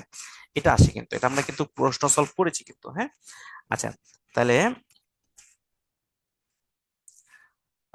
কিভাবে মনে রাখবো? ও, আরেকটা ছন্দ মনে রাখতে হবে। এটা তো আমি এটা তো ডিজিট বললাম, আরেকটা ছন্দ মনে রাখতে হবে। আজ হাজারো মোমের নূর জলে। তাহলে দুইটা ছন্দ, এ একটা ছন্দ, এ একটা ছন্দ। আজ হাজারো মোমের নূর জলে, ঠিক আছে। তাহলে আজ, আজ হচ্ছে কিভাবে মনে রাখবেন, আব্দুর রৌফ। আজ দিয়ে আব্দুর রৌফ, ক্লিয়ার। আচ্ছা, এই এক, মানে দেখেন এটার সাথে আমি এটা মিলাবো, মানে এই দুটা মিল করবো, এই দুটার সাথে রিলেশন আছে। আজ এক আব্দুর রৌফ, ঠিক আছে। আচ্ছা, তার মানে আজ দিয়ে আব্দুর রৌফ। এরপর হচ্ছে আপনার হাতে হামিদুর, বিশিষ্ট হামিদুর রহমান। তাহলে তাহলে আমার এক চলে গেছে, পরে কি 4 নাম্বার, তাই না? তার মানে হামিদুর হচ্ছে 4 নাম্বার সেক্টরে যুদ্ধ করেছেন। এরপরে কি, যা, যাতে জাহাঙ্গীর, জাহাঙ্গীর। তাহলে এইখানে যা, তাহলে এখানে পরটা কি 7, জাহাঙ্গীর 7 নাম্বার সেক্টরে যুদ্ধ করেছেন, ঠিক আছে। এরপরে রো, রোতে রুহুল আমিন, রুহুল আমিন, ঠিক আছে। রুহুল আমিন দেখেন 10, রুহুল আমিন হচ্ছে 10 নাম্বার সেক্টরে যুদ্ধ করেছেন, ক্লিয়ার। আচ্ছা, এরপর হচ্ছে কি, মো, মো দিয়ে মুস্তফা কামাল, মুস্তফা। আচ্ছা, আমি এখানে আমার মতো করে পড়াচ্ছি, আপনারা নিজেরা নোট করে ফেলবেন। মুস্তফা কামাল এই 2, 2 নাম্বার সেক্টরে যুদ্ধ করেছেন, ঠিক আছে। এরপর হচ্ছে ম, এই ম, মতিউর রহমান, মতিউর রহমান, এই মতিউর রহমান হচ্ছে এই যে 2 এর পরে শূন্য, 0 নাম্বার সেক্টরে যুদ্ধ করেছেন। কেন বলতে পারবেন মতিউর রহমানকে শূন্য দেওয়া হয়েছে কেন? আচ্ছা, লাস্ট হচ্ছে ন, এই এর বাদ, জলে বাদ, নতে নূর মোহাম্মদ, হ্যাঁ নূর মোহাম্মদ, নূর মোহাম্মদ, এটা লাস্টে হচ্ছে কত, 8, 8 নাম্বার সেক্টরে যুদ্ধ করেছেন। তাহলে বলেন তো কেন? কারণ না, এয়ারফোর্স না, উনি বিমান বাহিনীর ক্যাপ্টেন ছিলেন, উনি শহীদ হয়েছেন হচ্ছে আপনার পাকিস্তানে, মানে পাকিস্তান ভারতের সীমান্তে, ঠিক আছে, পাকিস্তান ভারতের সীমান্তে। সেটা তো আসলে আমাদের কোন সেক্টর আন্ডারে না। তাহলে এইভাবে মনে রাখবেন, 147, 10, 20, 8, আর হাজারো মোমের নূর জলে। তাহলে আব্দুর রৌফ, এগুলো জাস্ট কয়েকবার লিখলে মুখস্থ হয়ে যাবে। হামিদুর রহমান, হ্যাঁ, তার মানে আমরা বীর শ্রেষ্ঠদের নাম শিখলাম, বীর শ্রেষ্ঠরা কোন কোন সেক্টরে যুদ্ধ করলো সেটা আমরা জানলাম, ঠিক আছে। আচ্ছা, তাহলে এখন, হ্যাঁ, মিনহাজের সাথে প্লেন ক্র্যাশ, রাইট। মিনহাজ যেমন হামিদুর রহমান আমাদের হচ্ছে এইখানে, থ্যাংক ইউ সুখী। এখানে যেমন হচ্ছে আমাদের এই মতিউর রহমান বীরশ্রেষ্ঠ পাইছে, এই বীরশ্রেষ্ঠ উপাধির সময়, প্লেন ক্র্যাশের সময় এই প্লেনে আপনার মিনহাজ পাকিস্তানের একজন অফিসার ছিল, এবং মিনহাজ হচ্ছে মতিউর রহমানকে আসলে আসতে দেয়নি। তো দুইজন মারামারি শুরু করেছে, আর মতিউর রহমান এটা একদম সিনেমাকে হার মানে। এই মানে এই বইটা, এই গল্পটা পড়লে দেখবেন যে আসলে দেশপ্রেমটা কিরকম। মিনহাজ তার দেশপ্রেম দেখাইছে পাকিস্তানের প্রতি, মতিউর রহমান আমাদের দেশপ্রেম দেখাইছে। মানে মিনাজ পিছন থেকে মতিউর রহমানের গলা ধরে রাখছিল, আর মতিউর রহমান তো মানে হাত দিয়ে ধাক্কা দিয়ে তাকে ছুটে যেতে চাইছে, এবং একই সাথে প্লেন চালাচ্ছিল, এবং ফাইনালি প্লেনটা হচ্ছে একদম উপরে উঠে একদম সোজা নিচে মাটিতে ইয়ে হয়ে পড়ে ক্র্যাশ করে যায়, এবং দুজনে শহীদ হয়। এবং মতিউর রহমানকে বাংলাদেশে বীরশ্রেষ্ঠ উপাধি দান করা হয়, আর ওই মিনহাজকে পাকিস্তানে আপনার হচ্ছে বীরশ্রেষ্ঠ বা ওদের যে সর্বোচ্চ যে পদক সেটা দেওয়া হয় আর কি, হ্যাঁ। এগুলো বই না পড়লে জানবেন না, ঠিক আছে। আর আমার ভাইয়া হচ্ছে নূর মোহাম্মদ, ভাইয়া নূর মোহাম্মদ, হ্যাঁ। তাহলে মোটামুটি আমরা একটা ধারণা পেলাম। এখন তাহলে আমার এখানে শেষ, দেখেন এই বাসার সম্পর্কে আমরা আরো অনেক কিছু জানি। উনি এয়ারফোর্সের চিফ ছিলেন, তাই না? এটা বললাম। সেক্টর 5, ঠিক আছে, দেখেন মিলে কিনা একটু দেখি। সাব সেক্টর বলতেছে কেন? আচ্ছা, হয়ে গেল বাসার। আরে বাসার 6 নাম্বার সেক্টর, কি লিখছে এখানে? সাব সেক্টর লিখছে কেন? আচ্ছা, সোজা কথা, আমি যা লিখছি তাই, হ্যাঁ, ওইটাই ফাইনাল। বুঝতে পারতেছেন? এখানে এই যে এগুলো এগুলো এগুলো পড়বেন না, এই যে সাবসেক্টর দেখেন, এখানে 6 দিছে, এখানে 6 দিছে, এখানে এগুলো পড়বেন না। আমি যা লিখছি এটাই ফাইনাল, এবং আপনারা বিভিন্ন বইয়ে দেখবেন যে ওইটাই লেখা আছে, ক্লিয়ার। বুঝতে পারতেছেন? এগুলো পড়লে কনফিউজড হয়ে যাবেন। আচ্ছা, তাহলে মোটামুটি, আর এইটা দেখবেন যে দেখেন 1, 2, এটা চিত্রটা হচ্ছে রিটেন লাগবে, আর প্রিলিতে মুখস্থ রাখতে পারেন কিভাবে, 1, 2, 3 রাফলি এঁকে, 1, 2, 3, 4, 5 এভাবে শুরু হয়েছে, 1, 2, 3, 4, 5, হ্যাঁ। এরপর এইখান থেকে শুরু 6, 7, 8, 9, তারপরে এখানে 10, এখানে 11, বাস। তাহলে একটা গেস করতে পারবেন আপনারা, হ্যাঁ। তো মেইন মেইন শহরগুলো সিলেট, হবিগঞ্জ কিশোর, ওইদিকে হচ্ছে আপনার, এখন তো গোপালগঞ্জ যেহেতু আছে, গোপালগঞ্জ শিখবেন। হ্যাঁ, তো যাই হোক মোটামুটি পারবেন। তাহলে আমাদের সেক্টর কমান্ডার হয়ে গেল। মিনহাজ মতিউর রহমানের বিমানের মধ্যে কেন ছিল, মানে আপনার মতিউর রহমান তো পালায় বিমানে উঠতেছিল, তো মিনহাজ তাকে লক্ষ্য করেছে, লক্ষ্য করে মিনহাজ ও মতিউর রহমানের পেছনে পেছনে দৌড়াইছে। তো মতিউর রহমান উঠে আপনার প্লেন ছেড়ে দিছে, তখন মিনহাজ প্লেনে মতিউর রহমানের সাথে উঠে গেছে, বুঝতে পারতেছেন বিষয়টা এরকম। আচ্ছা যাই হোক, এগুলো বই পড়বেন। হ্যাঁ, তাহলে আমাদের রণকৌশল এটা পড়লাম আমরা। এই যে সেক্টর কমান্ডার কোন, এই সেক্টর কমান্ডারদের উপরে এখানে ছবি দেওয়া আছে, বই আছে, sector commander Shahjahan Saju. Clear? ওই আপনার বই পড়বেন। হুম। এই যে ব্রিগেড ফোর্স, ব্রিগেড ফোর্স পড়াইছে, 11 জুলাই গঠিত হয়, তিনটা ব্রিগেড, যেট কিছুই না, Z force, S force, K force. Ziaur Rahman, Shafiullah, Khaled Mosharraf. Clear?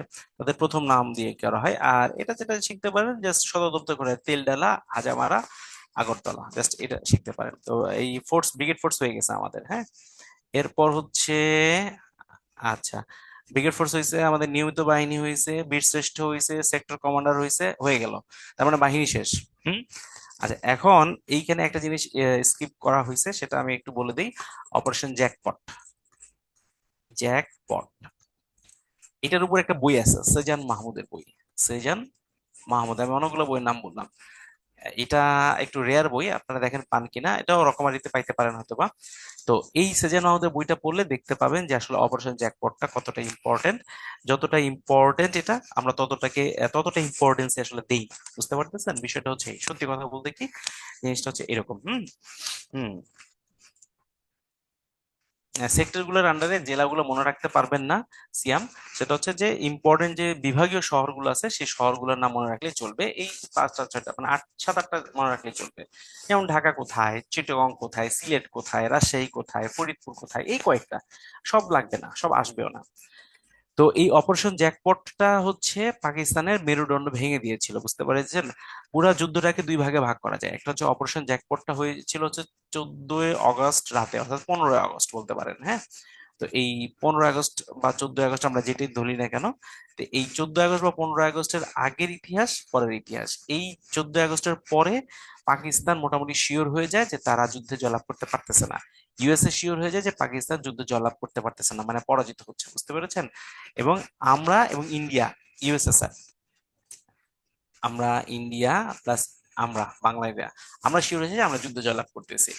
এর আগে ইউএস এর ইয়ে ছিল বা পাকিস্তান ছিল যে আমরা যুদ্ধ, মানে এর আগে পাকিস্তান এবং ইউএস এর ছিল যে আমরা, মানে ওরা জিতবে, বাঙালিরা হারবে। তো এই জন্য তারা কখনোই যুদ্ধবিরতি প্রস্তাব করে নাই। কিন্তু যখনই 14ই আগস্ট 15ই আগস্ট হয়ে যায়, এখানে ম্যাসাকার একটা দুর্ঘটনা ঘটে যায় পাকিস্তানের। এরপর তারা কিন্তু মোটামুটি শিওর হয়ে যায় যে পাকিস্তান হারতেছে। তখন তারা প্রথম যুদ্ধ বিরতি বলে, কারণ তারা জানে যে পাকিস্তান হারতেছে, বুঝতে পারতেছেন? তো এই কনসেপ্টটা তখন থেকে আসছে। আর অপারেশন জ্যাকপটটা হচ্ছে আপনার এইখানে প্রায় অনেকের ট্রেনিং করানো হয়, কিন্তু ফাইনাল অপারেশনে মোটামুটি 45 থেকে 50 জন আসলে অংশগ্রহণ করেছিল, বুঝতে পারতেছেন? এবং এই 45 থেকে 50 জনের মধ্যে 3 থেকে 4 জনকে আসলে শহীদ হন, বাকি সবাই কিন্তু জীবিত ফিরে আসেন তাদের অপারেশনটা সাকসেস করে। এবং তারা হচ্ছে জাতির শ্রেষ্ঠ সন্তান। আর বীরশ্রেষ্ঠ যারা, মানে তাদেরকে প্রত্যেকে বীরশ্রেষ্ঠ দেওয়া উচিত আমার যেটা মনে হয়। বীরশ্রেষ্ঠ যারা, তারা তো বীরশ্রেষ্ঠই, তাদেরকে আমি কোনোভাবেই ছোট করতেছি না, কিন্তু এই জাতির শ্রেষ্ঠ সন্তানদেরকে জাতি কখনোই মনে রাখে নাই। আপনি পুরো জাতি খুঁজে এই অপারেশন জ্যাকপটে যে 45 থেকে 50 জন আমাদের মানে ভাইরা গেছিলেন, তাদেরকে আপনি খুঁজে বের করতে পারবেন? জাতির কাছে এই ইতিহাস নাই। এটা আমাদের জাতি হিসেবে লজ্জাজনক একটা বিষয়। হ্যাঁ, এবং তারা কিন্তু যুদ্ধের মোড় ঘুরিয়ে দিয়েছিলেন। তাদের যে কত কঠোর ট্রেনিং করানো হয়েছিল, আপনারা কখন ইমাজিন করতে পারবেন না, আপনারা বই পড়লে বুঝতে পারবেন। বুঝতে পেরেছেন? সো এই অপারেশন জ্যাকপটটা আসলে আমাদের হচ্ছে খুব ইম্পর্ট্যান্ট একটা জিনিস, যেটা আমরা আমাদের মানে ভুলে যাই আমরা, বা আমরা এটাকে ঠিক মতো ইয়ে করি না। ঠিক আছে? ভাই সেক্টর কমান্ডার নিয়ে বইটার নাম হচ্ছে সেক্টর কমান্ডার সেজান মাহমুদ মুস্তাফিজ, রাইটারের নাম হচ্ছে সেজান মাহমুদ। ঠিক আছে? মাসুম জ্যাকপটের কাহিনী এখন বলতে গেলে এক ওই জ্যাকপটের উপরই দেখা যাবে যে ক্লাস শেষ হয়ে যাবে। প্রিলিতে লাগবে না, আমরা ওটা এখন স্কিপ করি। হ্যাঁ, শুধু অপারেশন জ্যাকপট কবে হয়েছিল এটা জানলেই চলবে। হ্যাঁ, আচ্ছা ঠিক আছে। তো শুধু চাকরির জন্য পড়বেন না, দেশকে ভালোবাসার জন্য একটু পড়বেন, এই বইগুলো জানা দরকার। হ্যাঁ, ঠিক আছে। আচ্ছা, তাহলে আমরা মোটামুটি অপারেশন জ্যাকপট শেষ। এরপর চলে আসবো, আমাদের মাঝখানে আর কোনো কিছু নাই। আমরা একদম 14ই ডিসেম্বর 16ই ডিসেম্বর এই সময়টাতে চলে আসবো ইনশাল্লাহ। হ্যাঁ, আচ্ছা, এখানে আমি আরো দু একটা ইনফরমেশন একটু বলার চেষ্টা করব, বলে আপনাদেরকে 14ই ডিসেম্বর 16ই ডিসেম্বরে চলে যাবো ইনশাল্লাহ। ও, একটা জিনিস বাদ পড়ে গেছে, আমি একটু বলি। একটা পেজ নেই। হ্যাঁ, একটা পেজ নেই। সেটা হচ্ছে যে আপনার মুজিব বাহিনীর কিছু নেতা ছিল, মুজিব বাহিনীর কিছু নেতা ছিল আপনার অনিয়মিত বাহিনী। মুজিব বাহিনী কিন্তু আমি বলতেছি অনিয়মিত বাহিনীর মধ্যে, অনিয়মিত বাহিনীর মধ্যে। ঠিক আছে, নিয়মিত বাহিনীর মধ্যে না। নিয়মিত বাহিনীর মধ্যে কারা যেন ছিল, একটু বলেন তো কারা ছিল নিয়মিত বাহিনীর মধ্যে?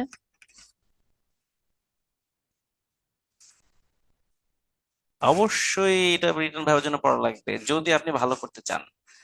শোনেন, ভাইবা বোর্ড হচ্ছে, এটা তো লাকের একটা বিষয় থাকে, কিন্তু ওইটা আপনি যেদিকে পরিচালিত করবেন সেটা সেদিকে পরিচালিত হবে। আপনি যখন এই ইনফরমেশন গুলোর সাথে আপনার একটা জিনিস জিজ্ঞাসা করলো, বলেন দেখি এটা কি ওইটা কি, আপনি ওইটার সাথে যদি কোন একটা ভাবে রিলেশন করে দিতে পারেন আরেকজনের, দেখবেন যে ভাইবা বোর্ড ওইদিকে ধাবিত হচ্ছে। এবং যখন আপনি এই ইনফরমেশন গুলো পাবেন, দেখবেন যে ভাইবা বোর্ড আপনাকে ক্যাডার দেওয়ার জন্য আপনার তারা কনভিন্সড আর কি। হ্যাঁ, রিটায়ার্ড পুলিশ আর্মি বা যারা অস্ত্র চালাইতে করতে পারতো। ঠিক আছে, হ্যাঁ, যারা অস্ত্র চালাইতে পারতেন, রাইট, থ্যাংক ইউ। আর অমৃত বাহিনী মানে একদম ইয়ে, এটার মধ্যে মুজিব বাহিনী ছিল। এখন এই মুজিব বাহিনী এর নেতা ছিল কয়েকজন। এই নেতাগুলোর নাম আসে মুজিব বাহিনী। হ্যাঁ, মুজিব বাহিনীর নেতা ছিল 4জন নাম। এই কিন্তু 4 খলিফা না। মুজিব বাহিনীর যে 4জন নেতা, এরা কিন্তু 4 খলিফা না। বুঝতে পারতেছেন? 4 খলিফা আলাদা। এই শেখ ফজলুল হক মনি, এই শেখ ফজলুল তাবস এবং পরশের বাবা শেখ ফজলুল হক মনি। ঠিক আছে, 2 নাম্বার হচ্ছে সিরাজুল আলম খান, কিছুদিন আগে মারা গেছে। সিরাজুল আলম খান, বুঝতে পারতেছেন, কিছুদিন আগে মারা গেছে। হ্যাঁ, শেখ ফজলুল হক মনি, সিরাজুল আলম খান। আব্দুর রাজাক অনেক আগে মারা গেছে। আব্দুর রাজাক উনি কৃষিমন্ত্রী ছিল সম্ভবত আওয়ামী লীগের সময়। হ্যাঁ, আগের টিনিয়রে, অনেক আগের টিনিয়রে। আর আরেকজন হচ্ছে তোফায়েল আহমেদ। এই 4জনের নাম মুখস্থ রাখবেন। ঠিক আছে, আচ্ছা। তো আর হচ্ছে ক্র্যাক প্লাটুন, হ্যাঁ ক্র্যাক প্লাটুন সম্পর্কে একটু জানতে হবে। ক্র্যাক প্লাটুন এইটাও 2 নাম্বার সেক্টরের আন্ডারে যুদ্ধ করছে, এটা মনে রাখবেন। ক্র্যাক প্লাটুন হচ্ছে 2 নাম্বারের সেক্টরের আন্ডারে। এইটা টোটালি হচ্ছে আপনার কি বলবো, এইটা খালেদ মোশাররফ 2 নাম্বারে, তো খালেদ মোশাররফ ছিল, মানে 2 নাম্বার সেক্টর এবং কে ফোর্স, মানে বেসিক্যালি খালেদ মোশাররফ 2 নাম্বার সেক্টরে তারা যুদ্ধ করছে। ঠিক আছে, ঢাকাতে, এটা টোটালি ঢাকা কেন্দ্রিক ছিল। হ্যাঁ, আর এটা মানে রিপোর্ট করতে হচ্ছে খালেদ মোশাররফের কাছে, কে ফোর্স এর আন্ডারে, ক্লিয়ার। এবং এইটা ম্যাক্সিমামই ছিল হচ্ছে ছাত্র। এরা কি করতো, হিট অ্যান্ড রান, এটা মনে রাখবেন। হিট অ্যান্ড রান এটা আসে, এই হিট অ্যান্ড রান ক্র্যাক প্যাটার্নের সাথে জড়িত। হিট অ্যান্ড রান করে ইয়ে করতো, অর্থাৎ এরা লুকায় থাকতো, হঠাৎ করে বের হয়ে জাস্ট আপনার গুলি করতো বা বোমা মারতো বা এই যে কোনো একটা ইয়ে করে দুর্ঘটনা ঘটায়, আবার তারা লুকায় যেত। তো এইটা কিন্তু পাকিস্তানিদেরকে একদম মানে লেজে গোবরে করে ফেলেছিল। তো রুমির নাম শুনছেন? রুমি শহীদ জননী জাহানারা ইমামের সন্তান রুমি। ঠিক আছে, তো এই রুমি কিন্তু খুব ট্যালেন্টেড ট্যালেন্টেড ডাক্তার ছিলেন, উনি কিন্তু ডাক্তার। সো যখন রুমি গ্রেপ্তার হয়ে যায় হচ্ছে ষড়যন্ত্রের মাধ্যমে আর কি, যাই হোক এটার একটা ইতিহাস আছে। তো এই যখন রুমি গ্রেপ্তার হয়, তখন তার রেজাল্ট দেখে ইয়াহিয়া খান মানে বলেছিল যে তুমি যদি যুদ্ধ না করো এবং আমাদের কাছে ক্ষমা চাও, তাহলে তোমাকে আমি ছেড়ে দিব। কিন্তু রুমি সেটা রাজি হয় নাই, বুঝতে পারতেছেন। এই জন্য রুমি শহীদ হন, এবং এই জন্য আপনার হচ্ছে তার মা জাহানারা ইমামকে শহীদ জননী বলা হয়। এই কারণে না, জাহানারা ইমাম রুমিকে বলেছিলেন তুই যুদ্ধে যা, এবং যুদ্ধে জয়লাভ করে তারপরে বাসায় আসবি, জয়লাভ না করে বাসায় আসবি না। কত ডেডিকেশন ছিল দেখছেন, চিন্তা করতে পারবেন। আমাদের বাবা মা হলে এরকম করবে? এখন হয়তো করবে না, যাই হোক, আমি না বলি আর ওইদিকে না যাই। আর এরপর হচ্ছে আঞ্চলিক বাহিনী তো অনেকগুলো পড়াইছি, কাদেরীয় বাহিনী, বাতেন বাহিনী, লতিফ বাহিনী, রফিক বাহিনী, আফসার বাহিনী। ঠিক আছে, এগুলো পড়ে নেবেন আলহামদুলিল্লাহ। হ্যাঁ, তারপরে ফোর্স পড়াইলাম। আচ্ছা, ঠিক আছে, মোটামুটি অনেক কিছু পড়াইছি। হুম, আচ্ছা, আর আমি একটু দেখি কোনো কিছু বাদ পড়ছে পড়ছে কিনা।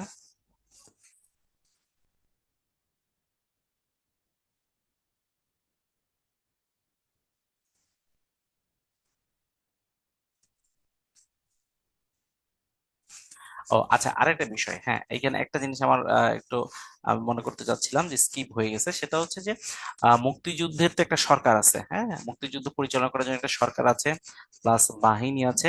আর এই সরকার বাহিনীর বাহিরে একটা উপদেষ্টা কমিটি ছিল, এটা মনে রাখতে হবে। একটা উপদেষ্টা কমিটি ছিল, এই উপদেষ্টা কমিটি সাধারণত 9 সদস্য বিশিষ্ট ছিল, এবং এনার হেড ছিল হচ্ছে ভাসানী। ভাসানী মানে ওনাকে সবাই তখনও গুরু মানতো। ভাসানী, ভাসানী তখন যদিও আওয়ামী লীগ করে না, ন্যাপ করতো। ঠিক আছে, ন্যাপ করতো তো। 9 সদস্য বিশিষ্ট একটা উপদেষ্টা ছিল, যারা বিভিন্নভাবে সরকারকে এবং বিভিন্নভাবে বাহিনীকে হচ্ছে আপনার সুন্দর করে উপদেশ দিত। সেটা হচ্ছে উপদেষ্টা কমিটি। একটা ভাসানী, কমরেড মনি সিং, তারপর হচ্ছে প্রফেসর মুজাফফর আহমেদ, উনিও ন্যাপ। ন্যাপ দুইটা, একটা ভাসানী ন্যাপ, একটা মুজাফফরের ন্যাপ। আচ্ছা, মনোরঞ্জন ধর, আরো সম্ভবত আওয়ামী লীগের 4-5 জন ছিল। এই সব মিলে 9 জনের একটা কমিটি ছিল। এটা আসে যে উপদেষ্টা কমিটি হেড কয়জন, হেড কে ভাসানী, এবং আপনার হচ্ছে আহ সদস্য ছিল 9 জন। ঠিক আছে, ভাসানী, মনি সিং, মুজাফফর আহমেদ, মনোরঞ্জন ধর। ঠিক আছে। আচ্ছা, আচ্ছা, এরপরে আমরা আর কোনো ইয়ে নাই। এরপর আমরা চলে যাব 14 ডিসেম্বর। ঠিক আছে, 14 ডিসেম্বর চলে যাব। তাহলে মাঝখানে আর ডেট গুলো প্রিলির জন্য আমার লাগবে না। হুম। যৌথ বাহিনীর একটা জিনিসই লাগে, ওই যে হবিগঞ্জের তেলিয়াপাড়া চা বাগানে আপনার যৌথ বাহিনী গঠন করা হয়, ওই একটা জিনিসই শিখবেন বাস, আর লাগবে না। ও আচ্ছা, যৌথ বাহিনী না, সরি, ওটা তো হচ্ছে আপনাদের প্রথম মুক্তি ফৌজ বলেন, বা যেটা হোক, যৌথ বাহিনী পরবর্তীতে হয়েছে, আমরা এটা পরে দেখবো একটু। তাহলে একটু দেখে নেই। পাকিস্তানি বাহিনীদের এ দেশীয় দোসর, মানে পাকিস্তানি বাহিনীরা তো আমাদের সবকিছু চিনতো না, আমাদের দেশেরই অনেকেই তাদেরকে আমাদের এলাকা চিনায় দিয়েছে, আমাদের রাস্তা চিনায় দিয়েছে, আমাদের ভাই বোনদের বাসা চিনায় দিয়েছে, তাদেরকে বলা হয় পাকিস্তানি বাহিনীদের এ দেশীয় দোসর। ঠিক আছে, তো এই দেশীয় দোসর ব্যক্তি হইতে পারে, প্রতিষ্ঠান হইতে পারে, হ্যাঁ, ব্যক্তি প্রতিষ্ঠান, ব্যক্তি প্লাস প্রতিষ্ঠান দুইটাই হইতে পারে। তো ব্যক্তি পর্যায়ের নামগুলো আসলে ওইভাবে তেমন মনে নাই, বা বা লিস্টেড নাই। তো আমার প্রতিষ্ঠান পর্যায়ে নামগুলো শিখবো, এটা আপনারা মোটামুটি কম বেশি জানেন। আল বদর, আল শামস শান্তি কমিটি, রাজাকার বাহিনী, ডক্টর মালিক মন্ত্রিসভা। আল বদর, এরা সাধারণত বুদ্ধিজীবী হত্যার জন্য প্রধানত দায়ী। এর প্রধান হচ্ছে আলী আহসান মোহাম্মদ মুজাহিদ, এদেরকে কিন্তু ফাঁসি দিয়েছে আওয়ামী লীগ সরকার। ঠিক আছে, এবং এটা হচ্ছে আধা সামরিক বাহিনী। মানে এদের কাছে অস্ত্র ছিল আর কি, অস্ত্র ছিল। ক্লিয়ার। আচ্ছা, এরপর আল শামস ছাত্রদেরকে নিয়ে গঠিত হয়। ছাত্রদের নিয়ে গঠিত হয়। এটা হচ্ছে মতিউর রহমান নিজামী, এটা আপনারা জাস্ট জানেন। শান্তি কমিটি, গোলাম আজম, সদস্য ছিল জামাতে ইসলাম। এটা হচ্ছে আপনার পলিটিক্যাল দল নিয়ে গঠিত হয়, নিজাম ইসলাম and তারপরে হচ্ছে জামাত ইসলাম, পিডিপি, আর মুসলিম লীগ। ঠিক আছে, সরাসরি মুক্তিযুদ্ধের বিরোধিতা করে। তার মানে এই একটাই হচ্ছে আপনার পলিটিক্যাল দল, আর বাকি সবগুলো হয় ছাত্র, বা হয় সামরিক বাহিনীর আগে রিটায়ার্ড মানুষ, যারা বাংলাদেশের বিরোধিতা করেছিল, এরকম। এই, ঠিক আছে। আর রাজাকার বাহিনী হচ্ছে, এরাও আপনার অস্ত্র চালাতে জানতো। এটা কিন্তু টোটালি একটা বাহিনী ছিল। এই যে যেমন হচ্ছে আমরা এখন সেনাবাহিনী বলেন, বা হচ্ছে আপনার আনসার বলেন, তো এরকম একটা বাহিনী ছিল, এদের একটা ড্রেসও ছিল, বুঝতে পারতেছেন? ড্রেসও ছিল, এই যেখানে বলা আছে পাকিস্তান সরকার আনসার বাহিনীকে রাজাকার বাহিনীতে রূপান্তরিত করে। আনসার বাহিনী, এখন আমাদের যে আনসার, এই এরকম আনসার বাহিনীর মতো একটা ড্রেস ছিল হচ্ছে রাজাকার বাহিনীতে। ঠিক আছে, এবং এরা মাসিক বেতনভুক্ত ছিল। পরবর্তীতে আমরা ঠিক এইটারই একটা আদলতে আমাদের কিন্তু আনসার বাহিনী আছে। যারা বিশেষ আনসার ক্যাডার চয়েস দিয়েছেন, তারা কিন্তু এখানে পোস্টেড হবেন আর কি। হ্যাঁ, ঠিক আছে। আচ্ছা, ডক্টর মালিক, এইটা এতটা আসে না, তারপর একটু দেখতে পারেন। গভর্নর জেনারেল টিক্কা খানকে সরিয়ে বেসামরিক ব্যক্তি ডক্টর আব্দুল মুত্তালিব মালিককে গভর্নর করা হয় 17 সেপ্টেম্বর 1971 সালে। তারপর টিক্কা খান আগে ছিল যখন, দেখেন এই 17 সেপ্টেম্বর তো, এটা কিন্তু অগস্টের পরে, 14 বা 15 আগস্টের পরে। দেখেন 14 বা 15 আগস্ট পর্যন্ত কিন্তু পাকিস্তান শিওর ছিল যে তারা যুদ্ধ জয়লাভ করতেছে, কিন্তু যখন এই ম্যাসাকারটা তাদের জ্যাকপটটা হয়ে যায়, তখন কিন্তু তারা শিওর হয়ে যায় যে পাকিস্তান হারতেছে। এই যে তখন কি করে, তাদের গভর্নর জেনারেল টিকা খান, যিনি হচ্ছেন অপারেশন সার্চ লাইটের জনক বা মূল হোতা, তাকে কিন্তু সরিয়ে দেওয়া হয়, বুঝতে পারতেছেন। এবং ডক্টর আব্দুল মোতালিব মালিককে গভর্নর করা হয়। এবং এই মোতালেব মালিক মুক্তিযুদ্ধের বিপক্ষে অবস্থান নেয়, সাধারণভাবে অবস্থান নেবেন মুক্তিযুদ্ধের বিপক্ষে। এবং ওনার এই কমিটিতে, এখানে লেখা আছে, এটা এত আসে না, 10 সদস্য বিশিষ্ট মন্ত্রিসভা গঠন করা হয় এবং 14 ডিসেম্বর এটা পদত্যাগ করে, এগুলো লাগে না। শুধু লেফটেন্যান্ট জেনারেল টিকা খানকে সরায় ডক্টর আব্দুল মালিককে আসলে নিয়ে আসা হয়, এই জিনিসটা জানলেই চলবে, বাকিটা লাগবে না। আগের মতোই রাও ফরমান আলী আল বদর আল শামস এরা হচ্ছে বুদ্ধিজীবী হত্যার নীল নকশা প্রণয়ন করেন। এটা জ্যোৎস্না ও জননীর গল্পে সুন্দর করে দেওয়া আছে, হুমায়ুন আহমেদের একটা বই, খুবই চমৎকার একটা বই, হ্যাঁ। এবং 14 ডিসেম্বর শহীদ বুদ্ধিজীবী দিবস হিসেবে পালন করা হয়, এটা মনে রাখবেন। এবং কয়েকজন বুদ্ধিজীবীর নাম রাখবেন। অধ্যাপক হিসেবে মনির চৌধুরী, আমাদের ওনার ছেলেও কিন্তু এক নাট্যকার ছিলেন। জ্যোতির্ময় গুহ ঠাকুরতা। চিকিৎসক ডক্টর ফজলে রাব্বি, তার নাম অনুযায়ী ঢাকা মেডিকেলের রাব্বি হল আছে। ডক্টর আলিম চৌধুরী, সেলিনা পারভিন, ওনার নামে একটা সড়ক আছে মগবাজারের দিকে।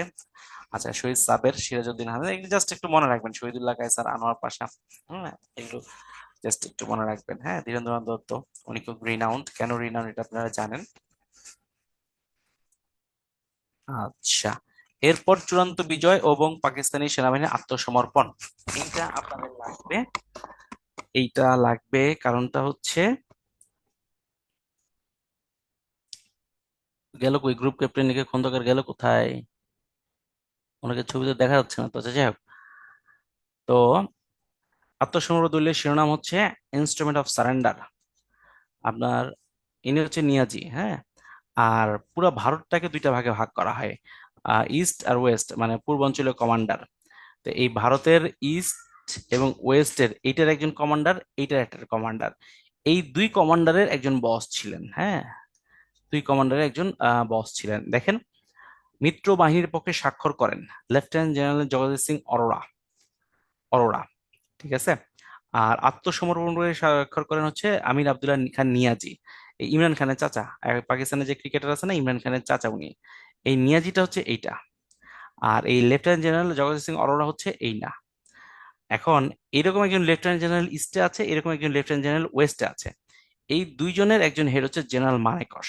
জেনারেল মানেকশ উনি পুরো ভারতের সেনা প্রধান ছিলেন। তো এই জন্য দেখবেন যে জেনারেল মানেকশ কি, লেফটেন্যান্ট জেনারেল জগদীশ সিং অরোরা কি, এগুলো কিন্তু একদম ক্লিয়ারলি আপনাদের মনে থাকতে হবে। আর বাংলাদেশের পক্ষে প্রতিনিধিত্ব করেন deputy chief staff Abdul Karim Khandakar. Abdul Karim Khandakar বা group captain A K Khandakar বলা হয় তাকে। তো এখানে এমএজি ওসমানী উনি আসেন নাই, কারণটা হচ্ছে যে এমএজি ওসমানী হচ্ছেন সেনাবাহিনীর চিফ ছিলেন। সো এরা দুই যে এই যে মিত্রবাহিনীর পক্ষে যে স্বাক্ষর করেন, এই স্বাক্ষর করার জন্য এই ব্যক্তিটা লেফটেন্যান্ট জেনারেল। লেফটেন্যান্ট জেনারেল হোক কোনো সমস্যা নেই, কিন্তু উনি কিন্তু আর্মি চিফ না। আর্মি চিফ না, ঠিক আছে। সো আর্মিদের এই বিষয়টা তারা খুব মেনটেন করেন, ঠিক আছে। তাদের ইয়ে না হলে সেনা চিফের কাছে আত্মসমর্পণ করবে, বিষয়গুলো এরকম আর কি, হ্যাঁ। তো এই জন্য আপনার হচ্ছে কি আসে নাই, এমএজি ওসমানী আসে নাই, এটা একটা বিষয়। আচ্ছা, আরেকটা বিষয় হচ্ছে পাকিস্তানিরা কখনোই বাংলাদেশের কাছে আত্মসমর্পণ করতে চায় নাই। পাকিস্তানিরা ভারতের কাছে আত্মসমর্পণ করতে চাইছে। তো এখন হোয়াই পাকিস্তানিরা ভারতের কাছে আত্মসমর্পণ করতে চেয়েছে, বাংলাদেশের কাছে করে নাই, এটা কি জানেন আপনারা? না, জানেন না? বলতে পারবেন? আচ্ছা, জহির খান হচ্ছে জহির রাহান, দাঁড়ান, জানেন না? এটা জেনেভা কনভেনশন। এটা জেনেভা কনভেনশনের জন্য, এটা রিটার্ন এবং ভাইভাতে লাগে। ওয়াই, এটা আমরা ডিটেলস একটু বলতে হয়।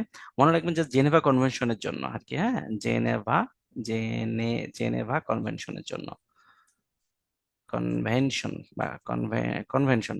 আচ্ছা, জেনেভা কনভেনশনের জন্য আসলে আমরা তখনও জেনেভা কনভেনশনে স্বাক্ষর করি নাই, এই কারণে পাকিস্তানিরা আমাদের কাছে আত্মসমর্পণ করতে চায়নি, ইন্ডিয়ার কাছে করেছিল আর কি, কারণ ইন্ডিয়া জেনেভা কনভেনশনে স্বাক্ষর করেছিল। তো এটা ডিটেলস ইনশাল্লাহ রিটেন আল্লাহ বাঁচায় রাখলে আমরা পড়বো ইনশাল্লাহ, হ্যাঁ। তো 16 ডিসেম্বর 1971 সাল বিকাল 5টা 1 মিনিটে মিত্রবাহিনীর পক্ষে উপস্থিত ছিলেন, কে কে, এগুলো মনে রাখবেন, এগুলো মনে রাখবেন। প্রথম শত্রুমুক্ত জেলা যশোর, 6 ডিসেম্বর 1971। ঠিক আছে, এখন এই যে আমাদের কিছু জিনিস লাগবে, বাংলাদেশের স্বীকৃতিকারী প্রধান দেশ, এখানে খুব সুন্দর করে দেওয়া আছে। প্রথম দেশ ভুটান, এটা মুখস্থ করে ফেলবেন। তারপর হচ্ছে প্রথম ইউরোপীয়, প্রথম অনারব, প্রথম এই উত্তর আমেরিকার, মানে প্রথম সব প্রথম প্রথম গুলো আমাদের দেওয়া আছে। এই যে টোঙ্গা, বারবাডোস, এগুলো কখনো আসে নাই। হ্যাঁ, পূর্ব জার্মানি আসছে, ভুটান আসছে, তাই না? গ্রেট ব্রিটেন, মালয়েশিয়া, ইন্দোনেশিয়া দুইটা একসাথে দেওয়া আছে, যদিও আপনারা একটু দেখে নিন, আমার মনে হয় ইন্দোনেশিয়া হবে। আচ্ছা, এরপর হচ্ছে উপসাগরে কুয়েত, আরব দেশ হচ্ছে ইরাক। ক্লিয়ার? এগুলো পারবেন। উল্লেখযোগ্য দেশ এগুলো আবার দেওয়া হয়েছে, এশিয়ার মধ্যে দেওয়া আছে, ইউরোপের মধ্যে দেওয়া আছে, আফ্রিকার মধ্যে। এগুলো আপনারা বিগত বছরের প্রশ্ন সলভ করবেন, প্রশ্ন সলভ করে যেটা আপনার কাছে মনে হবে যেটা আসতে পারে সেটা সলভ করবেন ইনশাল্লাহ। আর বৃহৎ শক্তির ভূমিকা হচ্ছে, মুক্তিযুদ্ধের পক্ষে ছিল ভারত এবং সোভিয়েত ইউনিয়ন, আর পাকিস্তানের পক্ষে ছিল মার্কিন যুক্তরাষ্ট্র এবং চীন। 1 কোটি শরণার্থী আশ্রয় দেয়, এটা আমি এক্সাক্ট ফিগারটা লিখে দিই। এইটা আমার কালেক্ট করা আছে, আমি একটু বলে দিই। এই ডাটা আপনারা কোথাও পাবেন না। জাস্ট এটা একটু বলি। ও তার আগে বলে, ভারত সোভিয়েত ইউনিয়ন মৈত্রী চুক্তি স্বাক্ষরিত 9 আগস্ট 1971।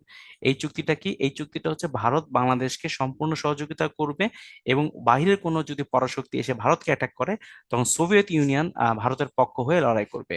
এটাই হচ্ছে ভারত সোভিয়েত ইউনিয়ন মৈত্রী চুক্তি। এটা 9 আগস্ট 1971 সাল হয়, এবং এরপরে ভারত হচ্ছে আমাদেরকে ফুল দমে হেল্প করে, ঠিক আছে? এবং জাতিসংঘের যুক্তরাষ্ট্র যুদ্ধবিরতি, এই যুদ্ধবিরতিটা কিন্তু আফটার 14 আগস্ট বা 15 আগস্টের পরে, এবং সোভিয়েত ইউনিয়নই 3বারই ভেটো প্রদান করে। ক্লিয়ার?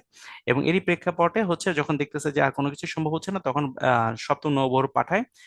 আর এরই এগেইনস্টে আবার কিন্তু আমরা ইউএসএসআর আরেকটা নৌবহর পাঠায়।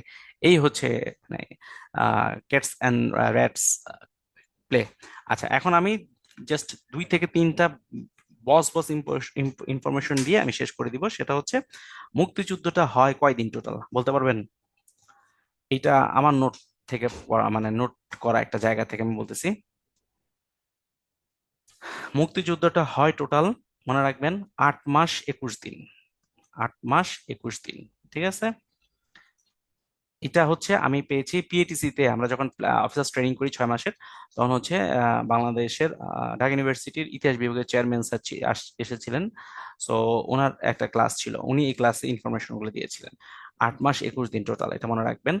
আর বঙ্গবন্ধুর ওই ভাষণটা ছিল, যেটা আমরা দেখি, 8 minute 18 minute 31 second. 18 minute 31 second এবং 1108টা, এটা তো আছেই, মনে পারবেন। আর টোটাল যেটা আমি বলতে চাচ্ছি সেটা হচ্ছে যে, 9 8 মাস 21 দিন তো ভাই 9 মাসই, বুঝেন নাই? এই জন্য এটা 9 মাস বলে, কিন্তু টোটাল 8 মাস 21 দিন আর কি, হিসাব করে দেখেন। আচ্ছা, 1 কোটি শরণার্থী শিবির আশ্রয় দেয়, এটা বলে সবাই, কিন্তু এক্সাক্ট ফিগারটা এটা আমি পড়েছি হচ্ছে মুক্তিযুদ্ধ বিশ্লেষক এবং গবেষক হচ্ছে লেফটেন্যান্ট আপনার লেফটেন্যান্ট কর্নেল বীরুত্তম সাজ্জাদ জহির স্যারের কাছ থেকে। উনি আমাদের ক্লাস নিয়েছিলেন। তো উনি কিন্তু ভারতের সর্বোচ্চ বেসামরিক পুরস্কার পদ্মভূষণ পেয়েছিলেন উনি, ঠিক আছে, মুক্তিযুদ্ধ গবেষণা করার জন্য বাংলাদেশের পক্ষ থেকে। মনে রাখবেন, 98 99 305, 98 99 305, 98 লক্ষ 99 হাজার 305 জন শরণার্থীকে আশ্রয় দেন। এটা হচ্ছে অফিসিয়ালি, হ্যাঁ, অফিসিয়ালি 98 99 305। আর হচ্ছে আপনার টোটাল শরণার্থী শিবির ছিল 826টা, এইটা অফিসিয়ালি। ক্লিয়ার? 826টা শরণার্থী শিবির, 98 99 305 জন শরণার্থী, ঠিক আছে? 8 মাস 21 দিন আমাদের টোটাল যুদ্ধ। এই ইনফরমেশনটা কিন্তু আপনারা খুঁজেও পাবেন না, আমার দৃঢ় বিশ্বাস, ঠিক আছে? আচ্ছা, বুঝতে পেরেছেন? আজকে যা পড়াইছি এ পর্যন্তই। ভালো থাকবেন সবাই, সবার জন্য দোয়া করবেন। আসসালামু আলাইকুম। ঠিক আছে, ইনশাল্লাহ নেক্সট কোনো ক্লাসে দেখা হবে। সবুজ ভাই, থ্যাংক ইউ। সাদিয়া, আপনাদের ইন্সপিরেশন আমার ক্লাস নেওয়ার আর কি পাথেও আর কি। থ্যাংক ইউ, সবাই সবার জন্য দোয়া করবেন, হ্যাঁ। ওকে ভাই, আপনাকে অসংখ্য ধন্যবাদ এত সুন্দর একটা ক্লাস নেওয়ার জন্য। ভালো থাকবেন, শুভরাত্রি। তো আজকে আমাদের সাথে ছিলেন শ্রদ্ধেয় সাজু ভাইয়া এবং দুলাল ভাইয়া, দুজন ভাইয়াকেই ধন্যবাদ জানাচ্ছি। আর সেই সাথে একটা পোল লঞ্চ করা আছে, আপনারা কাইন্ডলি সবাই পার্টিসিপেট করবেন। আর যদি এখন উত্তরণ সম্পর্কিত কোনো জিজ্ঞাসা থেকে থাকে তাহলে চ্যাট বক্সে জিজ্ঞেস করতে পারেন।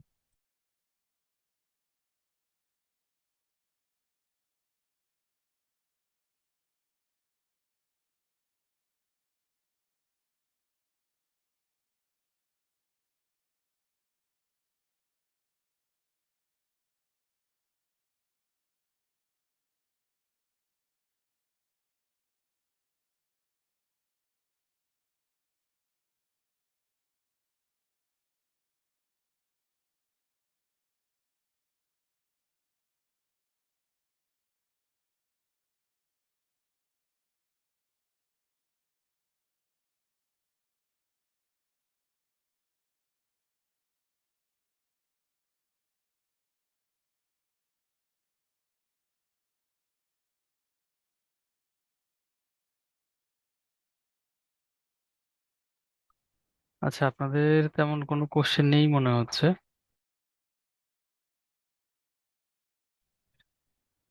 আচ্ছা নিপা আপু, এটা আসলে ডিপেন্ডস করছে আপনাদের প্রিলিটা আগে হোক আর কি। হ্যাঁ, এটা হোক, তারপরে অবশ্যই আমরা মোটামুটি একটা হয়তো বা এক্সাক্ট করে বলা যাবে না, একটা ধারণা দেওয়ার জন্য আমরা চেষ্টা করব।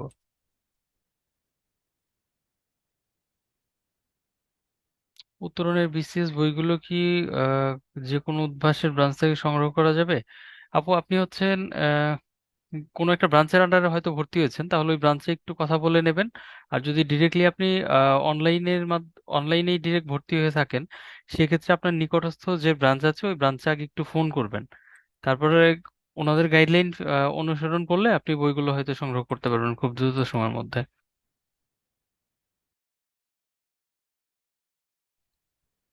হ্যাঁ, আপনাকেও ধন্যবাদ। আর কারো কোনো কোশ্চেন যেহেতু নেই, তাহলে আমরা আজকের মতো ক্লাসটি শেষ করছি। ভালো থাকবেন সবাই, শুভরাত্রি।